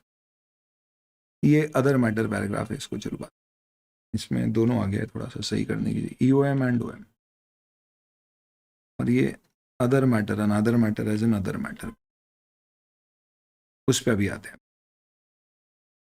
तो मैंने आपको की ऑडिट मैटर और एम्फेसिस ऑफ मैटर का डिस्क्रिप्शन बता दिया। एग्जाम में इस पे क्वेश्चन आया है, circumstances where OM paragraph is necessary and some examples. तो कुछ केसेस जहाँ पे यूएम दिया जाता है, जैसे कोई फाइनेंशियल रिपोर्टिंग फ्रेमवर्क में रिक्वायरमेंट दी गई है जो कि इंडेस के अगेंस्ट है, जैसे रिलायंस वाला ये example, it is unacceptable as per Ind AS but it is done as per requirement of. या स्पेशल पर्पस फाइनेंशियल स्टेटमेंट है तो डेफिनेटली आप उसको एम्फेसिस ऑफ मैटर में बताओगे कि ये स्पेसिफिकली इन लॉस के अनुसार या इस फ्रेमवर्क के अनुसार बनाएंगे। या कोई सब्सिक्वेंट इवेंट है जिसके कारण फाइनेंशियल स्टेटमेंट अमेंड हुए हैं, रिपोर्ट चेंज हुई है, तो मे भी आप उसको एम्फेसाइज करना चाहो, ये ध्यान रखना। ये रिलायंस वाला केस है, एनसीएलटी वाला, स्पेशल पर्पस फ्रेमवर्क या फिर SA 560 रिपोर्ट। इन केसेस में ये एग्जाम्पल्स हैं जहाँ पे यूएम ज़रूरी हो सकता है। कोई एक्सेप्शनल लिटिगेशन मैटर है जिससे हो सकता है कंपनी हार गई तो वो इन कंसर्न पे डाउट आ जाए, जैसे वोडाफोन के ऊपर था। सिग्निफिकेंट सब्सिक्वेंट इवेंट हो सकती है। It can be a new accounting standard और it could be a major catastrophe, as in कोई मेजर हिस्सा लॉस हुए नेचुरल कैलामिटी के कारण, या कोई नया इंडेस जल्दी अडॉप्ट किया, ऐसी भी चीज़ें दे सकते हो।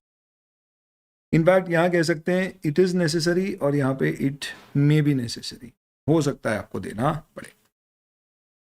सवाल ये भी उठता है कि एम्फेसिस ऑफ मैटर पैराग्राफ कहाँ दिया जाएगा। ऐसे कहता है कि आपका जजमेंट है कि एम्फेसिस ऑफ मैटर पैराग्राफ कहाँ पर आना चाहिए।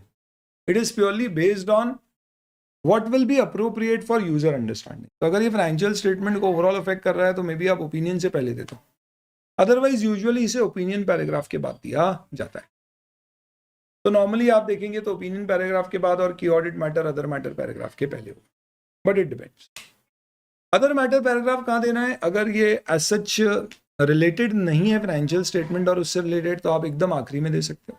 मे बी आप चाहो तो उससे पहले दे सकते हो, if it is required for better understanding of the subsequent paragraphs of the report, like auditors responsibility समझने के लिए अदर मैटर जरूरी है तो उससे पहले भी दे सकते हो। तो what is other matter paragraph?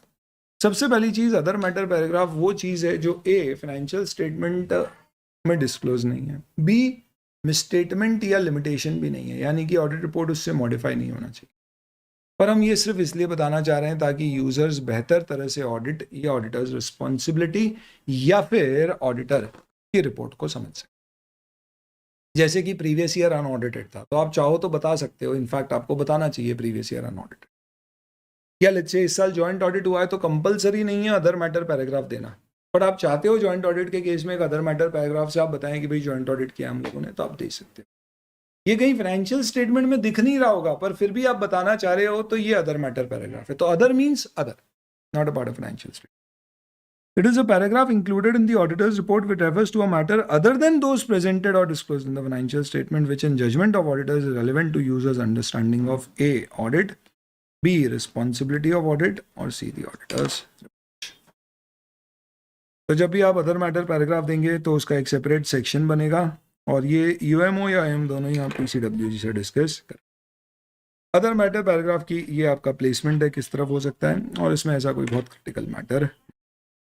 ये दोस्तों आपके चारों इंपॉर्टेंट स्टैंडर्ड्स हो जाते हैं जिसके बेसिस पे you will be able to form an opinion on the financial statements and your auditor's report. चलिए अब ऐसे 770 पे आते हैं, कंपैरेटिव इंफॉर्मेशन। इसमें दो चीजें आती है, कंपैरेटिव फाइनेंशियल स्टेटमेंट और एक करस्पॉन्डिंग फिगर्स। सबसे पहले आप ये समझ लो कि इंडिया में करस्पॉन्डिंग फिगर्स होते हैं। तो जैसे आप कोई भी फाइनेंशियल स्टेटमेंट्स देखेंगे तो उसमें जो प्रीवियस ईयर के फिगर्स होते हैं उसे करस्पॉन्डिंग ईयर फिगर्स कहते हैं। जबकि इंडिया में कंपैरेटिव फाइनेंशियल स्टेटमेंट्स का कंसेप्ट नहीं चलता है, यानी ये दोनों ही एक फाइनेंशियल रिपोर्टिंग फ्रेमवर्क की रिक्वायरमेंट के अनुसार डिसाइड किया जाएगा कि आप इनमें से क्या चूज करते हैं।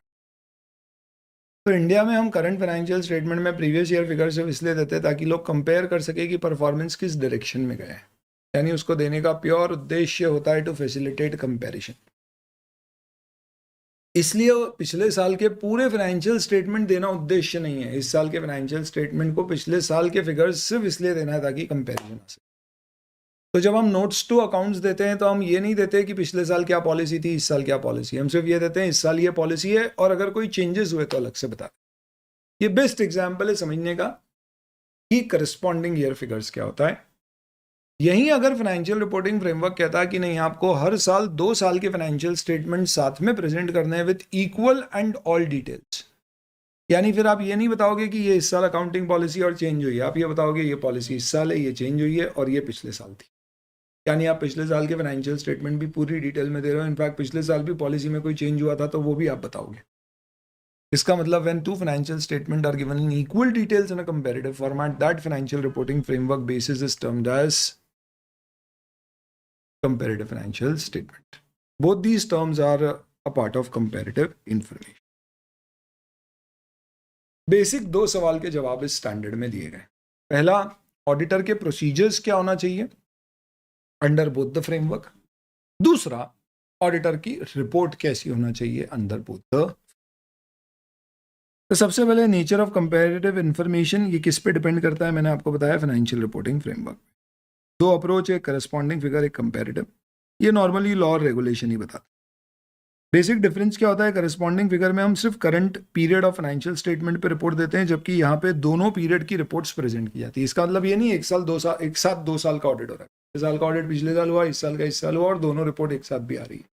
यानी इस साल का ऑडिटर पिछले साल क्या ओपिनियन दिया था वो भी यहाँ पे रिप्लिकेट करेगा। तो ऐसा आएगा we give two and very on the balance sheet as on 31/3/23 and 31/3/22। जबकि हम इंडिया में जो करस्पॉन्डिंग ईयर फिगर है उसमें से बोलते हैं balance sheet showing statement of affairs as on 31 March 2023। तो कंपैरेटिव इंफॉर्मेशन मींस 1 और मोर प्रायर पीरियड के फाइनेंशियल रिपोर्टिंग फ्रेमवर्क के अनुसार अमाउंट और डिस्क्लोजर देना।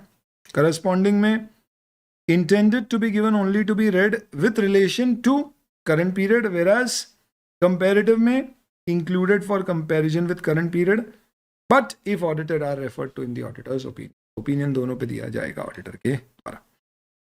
सबसे पहले प्रोसीजर क्या लगाना है, आपके पास ड्रोन चार्ट में 2 पेज है, मैंने एक में कर दिया।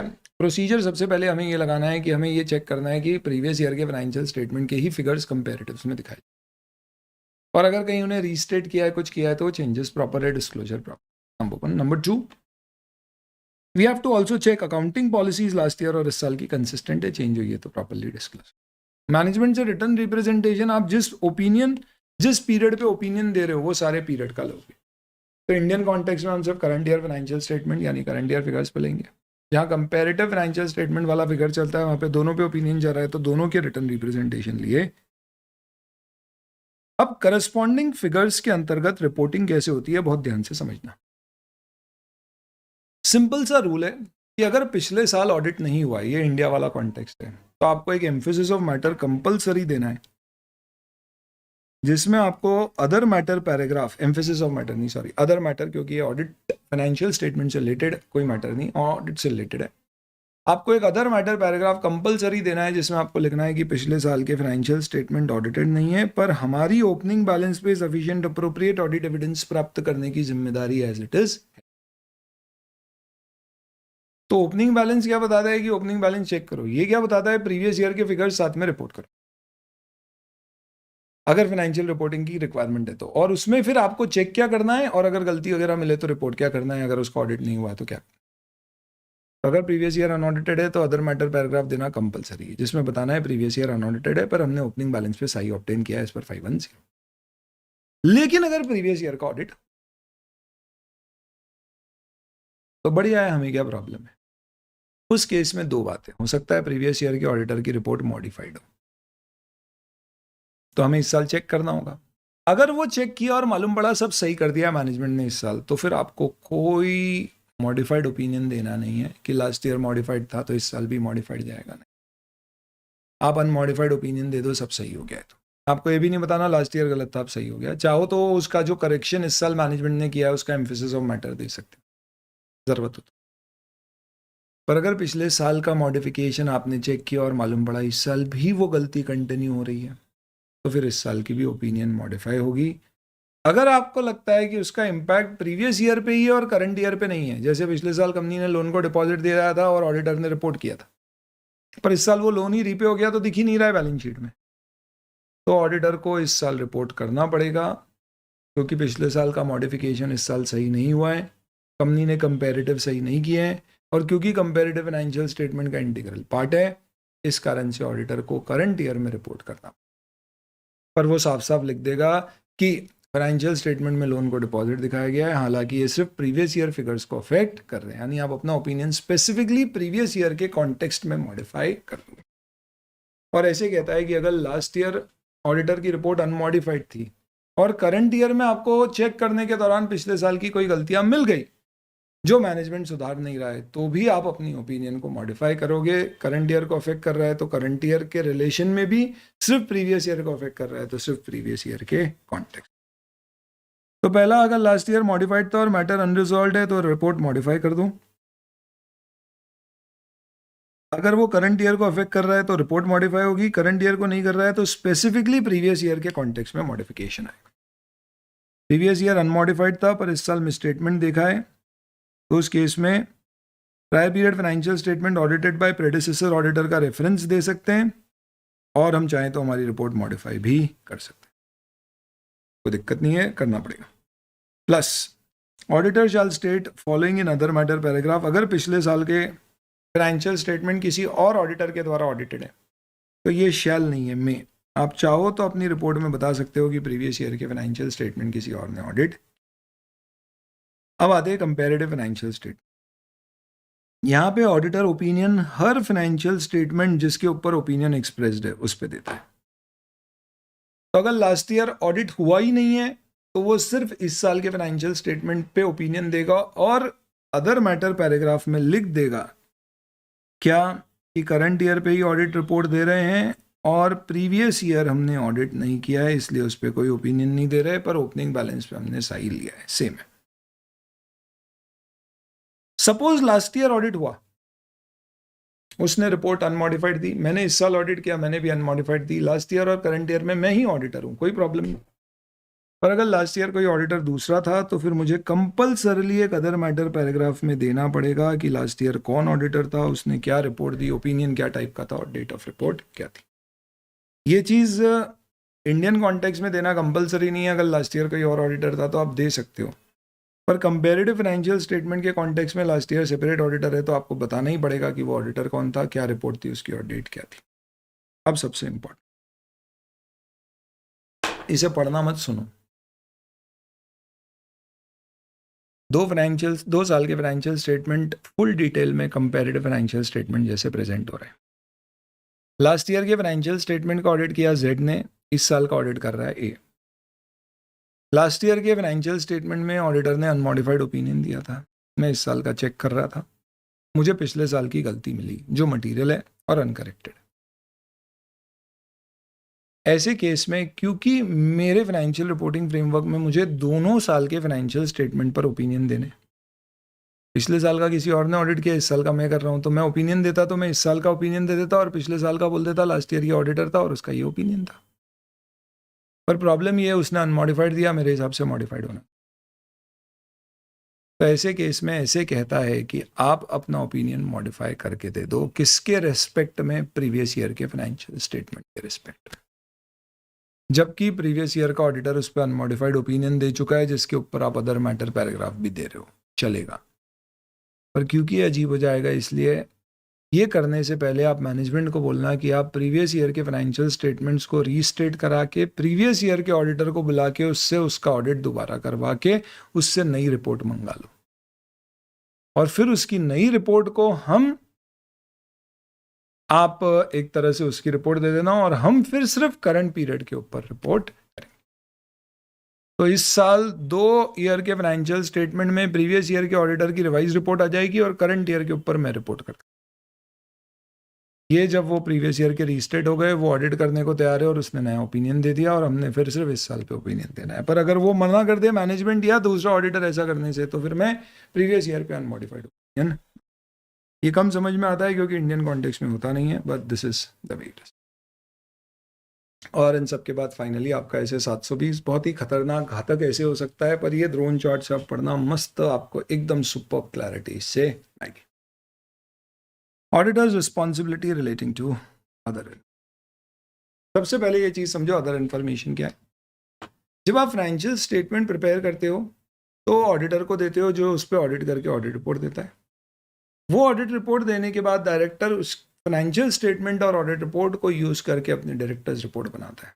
कई सारे दूसरे और स्टेटमेंट आते हैं, जैसे हमारे बोर्ड ऑफ डायरेक्टर क्या है, CSR का स्टेटमेंट, लिस्टेड कंपनी में मैनेजमेंट डिस्कशन एनालिसिस की रिपोर्ट, और ये पूरी कंबाइन होकर एनुअल रिपोर्ट बनती है। अब एक सीधी सी बात है दोस्तों कि हमारा काम सिर्फ फाइनेंशियल स्टेटमेंट को चेक करके उसके ऊपर ऑडिट रिपोर्ट देना। पर समझो ऐसा है कि स्कूल में बम फूटा, हम हंसने लग गए तो उनको लगा हमने फोड़ा है, तो प्रिंसिपल ने हमको केबिन में बुलाया और बोला घर के किसी सदस्य को लेके आ। हमने नहीं फोड़ा, पर हम घर के सदस्य में मम्मी पापा को ले जाने में डर रहे थे, तो बड़े भैया को ले गए जो भी उसी स्कूल से पढ़ के बाहर निकले। और जैसे ही बड़े भैया हमारे साथ गए, वैसे ही फादर ने हमको बोला इसी ने बम फोड़ा है। हमको बोला रेस्टिगेट कर दो, सस्पेंड कर दो। हमने बोला ऐसा क्या हो गया? हमारे बड़े भाई कई बार बम कांड में स्कूल से सस्पेंड हो चुके हैं। He was one of the biggest bombsters of the school. इसका मतलब ये नहीं है कि मैं भी ऐसा ही हूं, पर उनके साथ जाने के कारण मेरा इंप्रेशन ऐसा हो गया। प्रिसाइसली फाइनेंशियल स्टेटमेंट सही है, पर उसके साथ जो डायरेक्टर रिपोर्ट जा रही है, अगर उसमें कोई गलत इंफॉर्मेशन दी है तो उसकी गलत इंफॉर्मेशन से यूजर की क्रेडिबिलिटी सिर्फ उसके ऊपर ही नहीं, पूरी एनुअल रिपोर्ट यानी ऑडिट रिपोर्ट और फाइनेंशियल स्टेटमेंट पर भी क्वेश्चनेबल हो जाएगी। यूजर सब पर क्वेश्चन करना शुरू कर दें। ये बिल्कुल वैसी ही बात है दोस्तों कि सपोज फॉर आप ऑडिट एग्जाम्पल में कुछ पढ़ रहे हो और आपने ऑडिट में कुछ पढ़ा और आपने देखा कि ओहो सर ने ये क्या बोल दिया, ये तो सही नहीं। तो आपको हो सकता है कि FR पर भी डाउट हो जो सर से आपने। ऐसा नहीं होता है। What I'm trying to explain is, though that is a separate information, not a part of auditor's responsibility to check director's report, but still, if there is a misstatement in it, it can undermine the reliability of the whole annual report, including the financial statement and the auditor. Similarly, there could be an inconsistency. इसलिए अगली बार मैंने क्या किया, मैं अपने भाई को नहीं ले गया, दोस्त को लेके। तो हम 2 दोस्तों को बुलाए और दोनों दोस्तों से पूछा और दोनों ने अलग अलग जवाब दिए, तो उन्होंने कंक्लूड कर दिया हम झूठ बोल रहे हैं। हमने बोला यार हम क्यों झूठ बोल रहे हैं, ऐसा कैसे कंक्लूड कर दिया? बोले तेरे दोस्त ने तो बोला कुछ और तूने कुछ और बोला, तो तू झूठ बोल रहा है। तो ये इनकंसिस्टेंसी है। डायरेक्टर्स रिपोर्ट में कुछ और लिखा गया है, जैसे कि इस बार क्वेश्चन आया आपके MTP में डायरेक्टर्स रिपोर्ट में कंपनी ने लिखा है कि कंपनी की रॉ मटेरियल की प्राइसेस काफ़ी गिरी है इस साल, जबकि हमने देखा है तो मालूम पड़ा ऐसा नहीं है, इनफैक्ट कंपनी के प्रॉफिट मार्जिन्स बहुत गिरे। तो ये इनकंसिस्टेंसी है, तो कहीं कुछ छुपा हुआ तो नहीं है, कहीं हमें को कुछ गलत तो नहीं बताया जा रहा है, या डायरेक्टर्स रिपोर्ट भी गलत हो सकती है। तो ऐसे कहता है कि इन कारणों से नंबर 1, एनुअल रिपोर्ट में फाइनेंशियल स्टेटमेंट ऑडिट रिपोर्ट के अलावा जो जो चीज़ें जा रही है उसे ऑडिटर को रीड करना चाहिए। हो सकता है वो जब रीड करे तो उसे कोई मटेरियल इनकंसिस्टेंसी या मिसस्टेटमेंट मिले। रीड करने में आपका उद्देश्य ऑडिट करना नहीं है कि आप एक एक चीज़ के एविडेंसेस गैदर करके चेक करोगे डायरेक्टर रिपोर्ट में सब सही है या नहीं। भले ही वो इन्फॉर्मेशन फाइनेंशियल हो या अदर हो, अदर इन्फॉर्मेशन में फाइनेंशियल जैसे कि रेशियोज आ सकते हैं, ट्रेंड्स आ सकती है, अदर इन्फॉर्मेशन भी आ सकती है, कंपनी ने क्या नया बिजनेस खोला, क्या सोचा, क्या कंपनी का फ्यूचर आउटलुक है, इंडस्ट्री के बारे में उसने क्या कमेंट दी। तो ये दोनों ही इन्फॉर्मेशन हमें ऑडिट नहीं करना है, सिर्फ रीड करना है। और हमारी एक general understanding about the entity, environment और ऑडिट प्रोसीजर्स जो हमने कंपनी को लगा के कंपनी के बारे में समझाएं, उसके कनेक्शन में हम इसको इवैल्यूएट करेंगे और देखेंगे कि इस अदर इन्फॉर्मेशन में कहीं कोई मिसस्टेटमेंट तो नहीं है। जैसे कि साफ साफ झूठ दिख रहा है ये तो कि फाइनेंशियल स्टेटमेंट ये बोल रहे हैं कि रॉ मटेरियल की प्राइस गिरी है, जबकि ऐसा ही नहीं, या कोई इनकंसिस्टेंसी तो नहीं है, वो जो बोल रहे हैं और हमें जो बताया दोनों में डिफरेंस है। और अगर ऐसा है तो फिर हमें क्या करना पड़ेगा, हमें कुछ स्टेप्स लेना होंगे। पहले मैं आपको ऐसे का नेट कंक्लूजन समझा देता हूं, फिर पढ़ लेंगे पूरा। तो कंक्लूजन इतना सा है दोस्तों कि अगर डायरेक्टर रिपोर्ट में कोई इन्फॉर्मेशन गलत है, जैसे कि कोई डायरेक्टर की वहां पे क्वालिफिकेशन दी है सीए, हमें मालूम है सीए पास ही नहीं हो, मैंने क्या करना है इसी इन्फॉर्मेशन से, फाइनेंशियल स्टेटमेंट को अफेक्ट ही नहीं करती है, पर मिसस्टेटेड है, और मिसस्टेटेड है तो हो सकता है लोगों को ओवरऑल पे इंपैक्ट आए। तो ये मैंने सिर्फ पढ़ी तो मालूम पड़ गया गलत है, चेक नहीं करना थी पर पता पड़ गया। ऐसे कहता है कि अगर कोई अदर इन्फॉर्मेशन का मिसस्टेटमेंट है जिससे फाइनेंशियल स्टेटमेंट पे इम्पैक्ट नहीं आता है, तो आप उससे मैनेजमेंट की इंटीग्रिटी हालांकि डाउट करोगे, देखोगे कि और ऑडिट प्रोसीजर्स लगाना है। उन सब के अलावा फाइनली रिपोर्ट में क्या करोगे, तो आप मैनेजमेंट को बोलोगे उसे सही कर दे। अगर वो सही कर दे तो ठीक है, नहीं करे तो फिर आप लीगल ओपिनियन तक ले सकते हो कि क्या करना चाहिए। मैटर बहुत मटीरियल हो तो विड्रॉ भी कर, पर हमने बोला ऐसा नहीं है कि विड्रॉ करने की जरूरत है इससे या कोई लीगल ओपिनियन ले। पर अब क्या करें, ये तो नहीं बोल सकते फाइनेंशियल स्टेटमेंट में ओपिनियन मॉडिफाई कर दे, क्योंकि फाइनेंशियल स्टेटमेंट तो सही है और मैं डायरेक्टर्स रिपोर्ट पे अपना ओपिनियन भी नहीं देता, तो कहां पे लिखूं। तो आप अपनी रिपोर्ट में एक अदर इंफॉर्मेशन का पैराग्राफ बनाओगे और उस पैराग्राफ में आप लिखोगे कि हमारी रिस्पॉन्सिबिलिटी होती है कि हम other information provided with financial statement को मैनेजमेंट से ऑब्टेन करें और उसे रीड करें। हम उस पर ओपिनियन नहीं देते, ऑडिट नहीं करते। रीड करने में हमने उसमें ये मटेरियल मिसस्टेटमेंट्स आइडेंटिफाई, इससे हमारे फाइनेंशियल स्टेटमेंट पे इंपैक्ट हो रहा है या नहीं आपको बताना पड़ेगा। तो आप अदर इंफॉर्मेशन पैराग्राफ में बता सकते हो। लेकिन अगर आपको कोई इनकंसिस्टेंसी मिलती है, जैसे कि हमें इंफॉर्मेशन दी थी कि हमारी कंपनी की 10 सब्सिडरी है, पर डायरेक्टर्स रिपोर्ट में 15 सब्सिडरी बताई है, तो हमने बोला भाई बाकी की 5 के साथ कंसोलिडेट क्यों नहीं किया। उन्होंने बोला अरे वो तो हमने ऐसे ही लिख दिया, एक्चुअल में सब्सिडरी नहीं है, ऑलमोस्ट सब्सिडरी जैसी है, 50% है, उससे ज़्यादा नहीं। हमने बोला भाई जेवी भी नहीं माना है, एसोसिएट भी नहीं माना, तो हम क्रॉस करेंगे। हो सकता है बाद में मालूम पड़े कि मैनेजमेंट वहाँ झूठ बोल रहा है, एक्चुअल में ऐसा कुछ भी नहीं है, वो 5 सब्सिडरी है ही नहीं। तो जो अभी अपन ने पढ़ा इनकंसिस्टेंट या मटीरियल में स्टेटमेंट एंड अदर इन्फॉर्मेशन, वो रिपोर्ट होगी। हो सकता है हमें लगे कि नहीं मैनेजमेंट हमें झूठ बोल रहा है, वो एक्चुअल में सब्सिडरी और कंसोलिडेट नहीं हुआ है, तो फिर हमारे फाइनेंशियल स्टेटमेंट मॉडिफाई कर। इतना सिंपल है। ये क्रक्स है दोस्तों ऐसे 720 का, बहुत सारी बातें इसमें है पर ये क्रक्स है। एक आखिरी इंपॉर्टेंट बात इसमें, अदर इंफॉर्मेशन दोस्तों, अदर इंफॉर्मेशन का ये स्टैंडर्ड हर एंटिटी के ऑडिटर पे लगेगा, लेकिन इसकी रिपोर्टिंग नॉर्मली कॉर्पोरेट एंटिटीज में होगी, क्योंकि वहां पे हमेशा डायरेक्टर्स रिपोर्ट ऐसा कॉन्टेक्स्ट एनुअल रिपोर्ट का होता है। अगर आपको कॉर्पोरेट एंटिटी ने डायरेक्टर्स रिपोर्ट ऑडिट रिपोर्ट देने से पहले दे दी है, तो आप उसे रीड करके पैराग्राफ देंगे अदर इंफॉर्मेशन का, और उसमें सब सही है तो आप लिख दोगे we have nothing to report here. लेकिन मैनेजमेंट कहता है कि भैया डायरेक्टर रिपोर्ट तो ऑडिट रिपोर्ट के बाद ही दूंगा। हमने बोला भाई ड्राफ्ट दे दो, हम ड्राफ्ट ऑडिट रिपोर्ट देते हैं, पर वो नहीं देने को तैयार है। तो आप अदर इंफॉर्मेशन पैराग्राफ सिर्फ लिस्टेड एंटिटी के केस में दोगे, जिसमें आप लिखोगे that we have not yet but we are suppose to obtain other information. That means directors report वगैरह अभी हमें मिली नहीं है, पर आगे हमें मिलने वाला। पर नॉन लिस्टेड एंटिटी में आपको पैरा ही देने की जरूरत है, ऐसे सब पे लगता है। अगर अदर इंफॉर्मेशन ऑडिट रिपोर्ट देने से पहले प्राप्त हो गई है तो आपको पैराग्राफ रिपोर्टिंग का देना है। अगर प्राप्त नहीं हुई है तो सिर्फ लिस्टेड एंटिटी के केस में आपको पैराग्राफ देना है, ये लिखते हुए कि आगे हमें प्राप्त होगी। अब बाद में इंफॉर्मेशन मिली और आपको लगा कि उसमें कोई इनकंसिस्टेंसी या मिसस्टेटमेंट है जिससे आपने जो ओपिनियन या रिपोर्ट में लिखा है वो चेंज करने की ज़रूरत है, तो आप ऐसे 560 में रिपोर्ट को मॉडिफाई या चेंज कर सकते हो, क्योंकि ये सब्सिक्वेंट इवेंट है, क्योंकि अभी तक फाइनेंशियल स्टेटमेंट अडॉप्ट। तो ये पूरा ऐसे 720 का क्रक्स है, बड़ा सा स्टैंडर्ड है।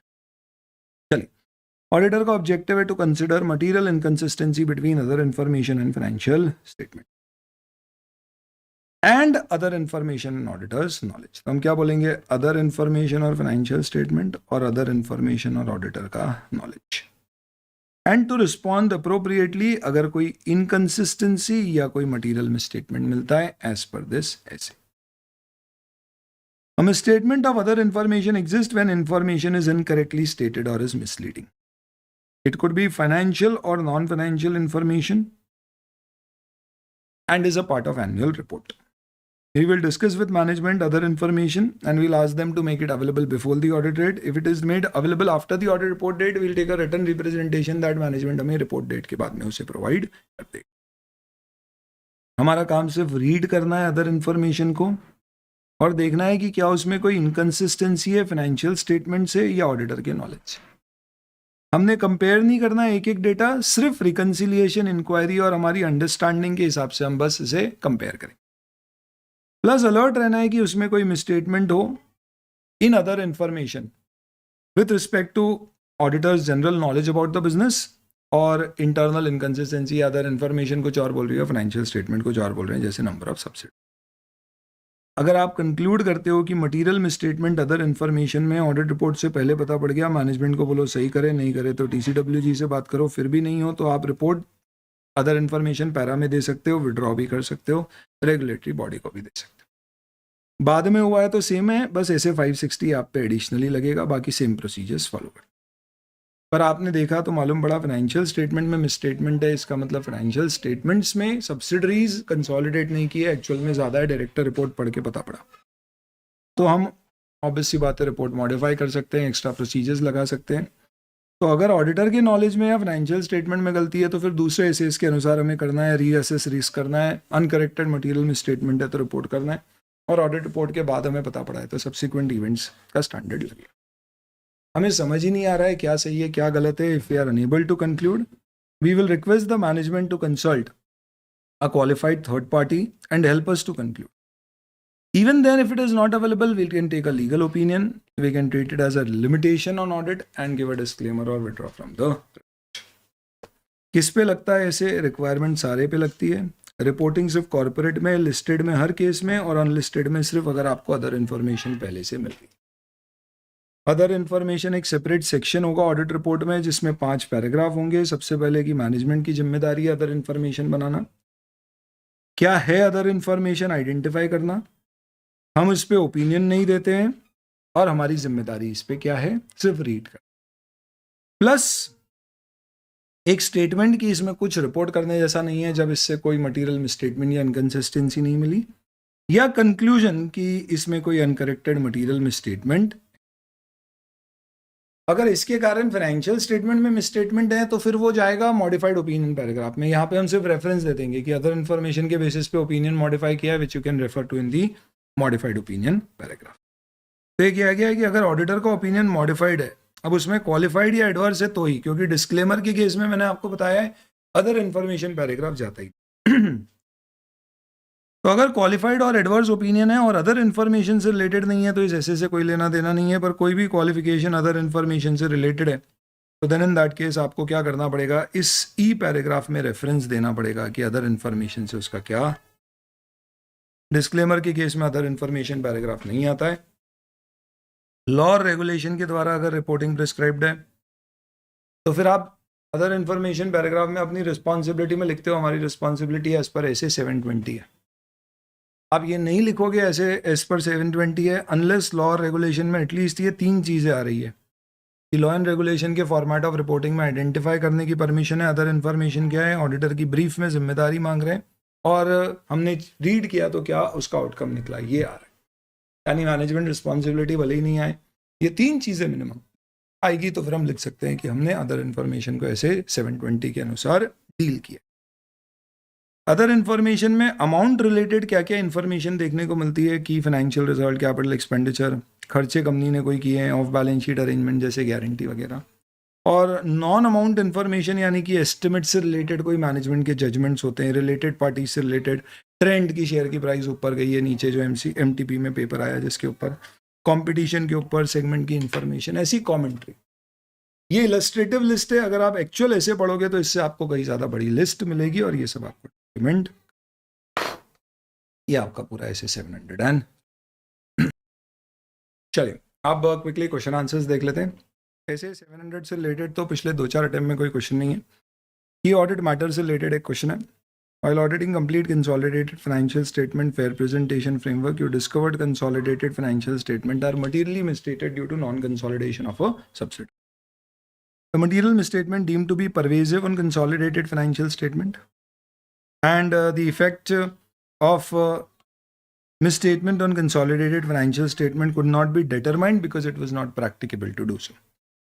Hence, auditor decided to give an adverse opinion and determine there are no key audit matters other than matter to be described in the adverse opinion section. तो adverse opinion दे रहे हैं, basis और adverse opinion में समझाएंगे ये सब, और key audit matter कुछ देने को नहीं। तो क्या 701 की रिस्पॉन्सिबिलिटी या 701 में कमेंट देना पड़ेगा?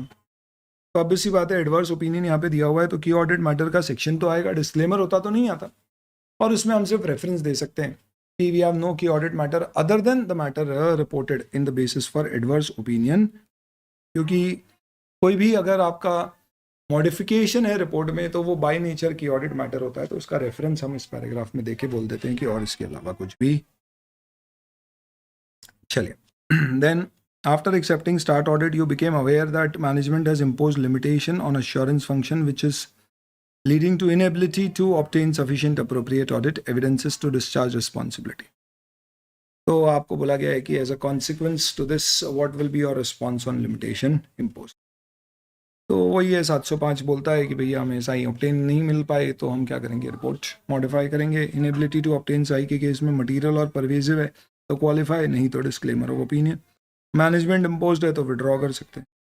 जो भी करेंगे पहले TCWC से डिस्कस करेंगे।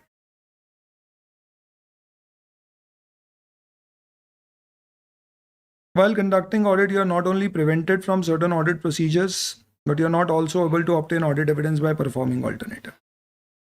तो ये माना जाएगा it is a limitation imposed on the auditor. Report needs to be modified. Modified opinion में डिस्क्लेमर या क्वालिफाइड कब कौन सा, जो अभी क्वेश्चन किया था बिल्कुल ऐसे। ओपिनियन ड्राफ्टिंग के ऊपर आपके कई सारे इनफैक्ट स्टडी मटेरियल में ऑडिटर्स रिपोर्ट का एक अलग से चैप्टर है, वो पूरा चैप्टर भी हमारा कवर हो गया इस रिविजन में। इससे रिलेटेड कुछ क्वेश्चंस हैं। MN associate CA appointed statutory auditor 21-22। यान मैन्युफैक्चरिंग का काम है, कंपनी जिनिंग भी करती है, मटेरियल रॉ मटेरियल मार्केट से खरीदती है। स्टेट गवर्नमेंट से नोटिस आया है 5 साल की 10 करोड़ की मार्केट डेवलपमेंट फीस का। कोई भी ऑर्गेनाइजेशन ने उस इंडस्ट्री में नहीं दी है और वो गवर्नमेंट के कोई सर्कुलर का रेफरेंस दे रहे। ट्रेड एसोसिएशन गवर्नमेंट ऑफिशियल से मीट हुए इस मैटर को रिजॉल्व करने के लिए और बोला कि इसे प्रोस्पेक्टिवली आगे जमा किया जाए। However, matter relating to payment of development fees of arrears is pending before the government. Company, however, disclosed in the notes as contingent liability without quantifying the effect and explanation. If liability is provided in the books, सारे reserves wipe off हो जाएंगे, तो आपकी guidance है कि इसे कैसे report को डिस्क्लोज किया जाए। तो बेसिकली आपसे पूछा जा रहा है ओपिनियन कैसे फॉर्म करते हैं। तो इन्होंने इंडेज 37 का रेफरेंस देके फिर बताया कि ओपिनियन फॉर्म करने के लिए ये 6 मैटर्स अपन ने देखे थे। प्रेजेंटेशन के अलावा हमने देखा था 6 मैटर्स। क्या देखा था हमने, पापा टेडेक्स क्यों गए, तो वो लिखा है, और इसके बेसिस पे बस इन्होंने एक जनरल दे दिया है कि इसके बेसिस पे ऑडिटर अपना ओपिनियन मॉडिफाई कर।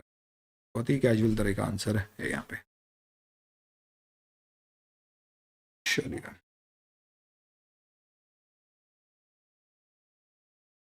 As an auditor of financial statement comparative financial information दी है, auditor wants to obtain sufficient appropriate audit evidence की है प्रॉपर्ली रिप्रेजेंट की गई है, क्या प्रोसीजर्स लगाएंगे?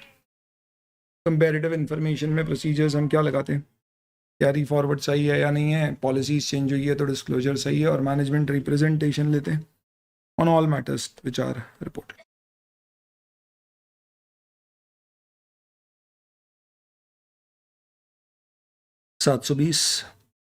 एग्जाम्पल ऑफ अमाउंट और अदर मैटर्स, ड्रोन चार्ट में जो आखिरी में अपन ने देखा.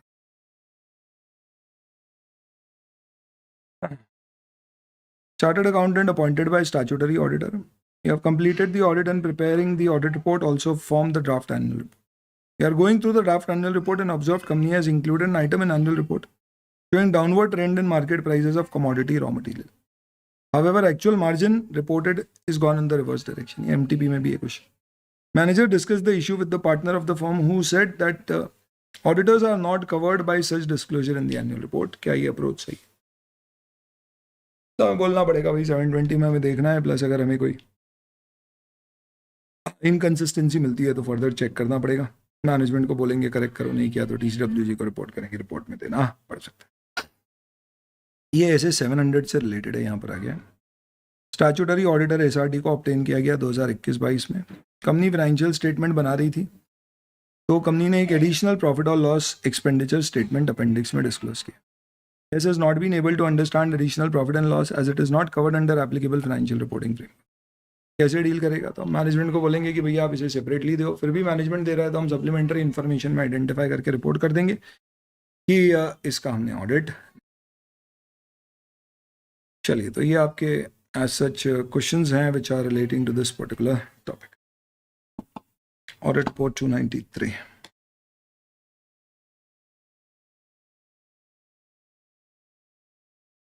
इसके अलावा आपका ऑडिट रिपोर्ट का जो चैप्टर है उसमें भी आप कुछ क्वेश्चन इसके रिलेटेड देख सकते हो. इसमें जो जो अपन ने पढ़ा वो सारा कवर हो जाता है. इसके अलावा एक सर्टिफिकेट और रिपोर्ट में क्या डिफरेंस होता है वो यहाँ पे दिया. CA Madhu, statutory auditor of Lakshmi limited for financial year 21-22. Loans and advances given to Shrinian private limited. Company is not furnished any agreement to Madhu and in absence of the same he is unable to verify the terms of repayment. Chargeability of interest and other terms. Justify the type of opinion Madhu should give in this situation and also draft. तो जब भी बोले draft करना है तो आपको बकायदा opinion और basis of opinion paragraph draft करके देना पड़ेगा. तो 75 लाख दिए हैं और कोई अग्रीमेंट नहीं है, टर्म्स हम वेरीफाई नहीं कर पा रहे हैं, तो ऐसे केस में फिर हम क्या करेंगे? भाई ये हमारे लिए एक लिमिटेशन है, चेक नहीं कर पा रहे हैं. और हम बोल सकते हैं मटेरियल है पर परवेजिव नहीं है तो क्वालिफाइड देंगे, क्वालिफाइड ओपिनियन और बेसिस ऑफ ओपिनियन पैराग्राफ दे देंगे. क्वालिफाइड ओपिनियन में लिख देंगे to the best of in our opinion, best of our information and according to explanation. देखो कितना इंपॉर्टेंट है, जो अपन ने लाइन पढ़ी थी. ड्राफ्टिंग आएगी तो एग्जैक्ट ऐसे बनाना पड़ेगा. Except for the effects of और possible effects of matter given, और यहाँ पे आप वो मैटर बता दो. ऐसे ही एडवर्स ओपिनियन और अदर तरह के इसके ऊपर क्वेश्चन है. डिस्क्लेमर ऑफ ओपिनियन का है, कैसे रिपोर्टिंग करना है उसका कुछ. चलिए, तो ये क्वेश्चन बैंक का भी लिंक आपको डिस्क्रिप्शन में दिया हुआ है, आप वहाँ से डाउनलोड कर सकते हैं. इसमें नवंबर 22 के पेपर विदाउट सजेस्टेड आंसर, क्योंकि वो अभी रिसेंटली पब्लिश हुए, तक के सारे क्वेश्चंस RTP MTP के सब कुछ शामिल है. इसी के साथ हमारी 700 सीरीज भी कंप्लीट हो जाती है. Thank you.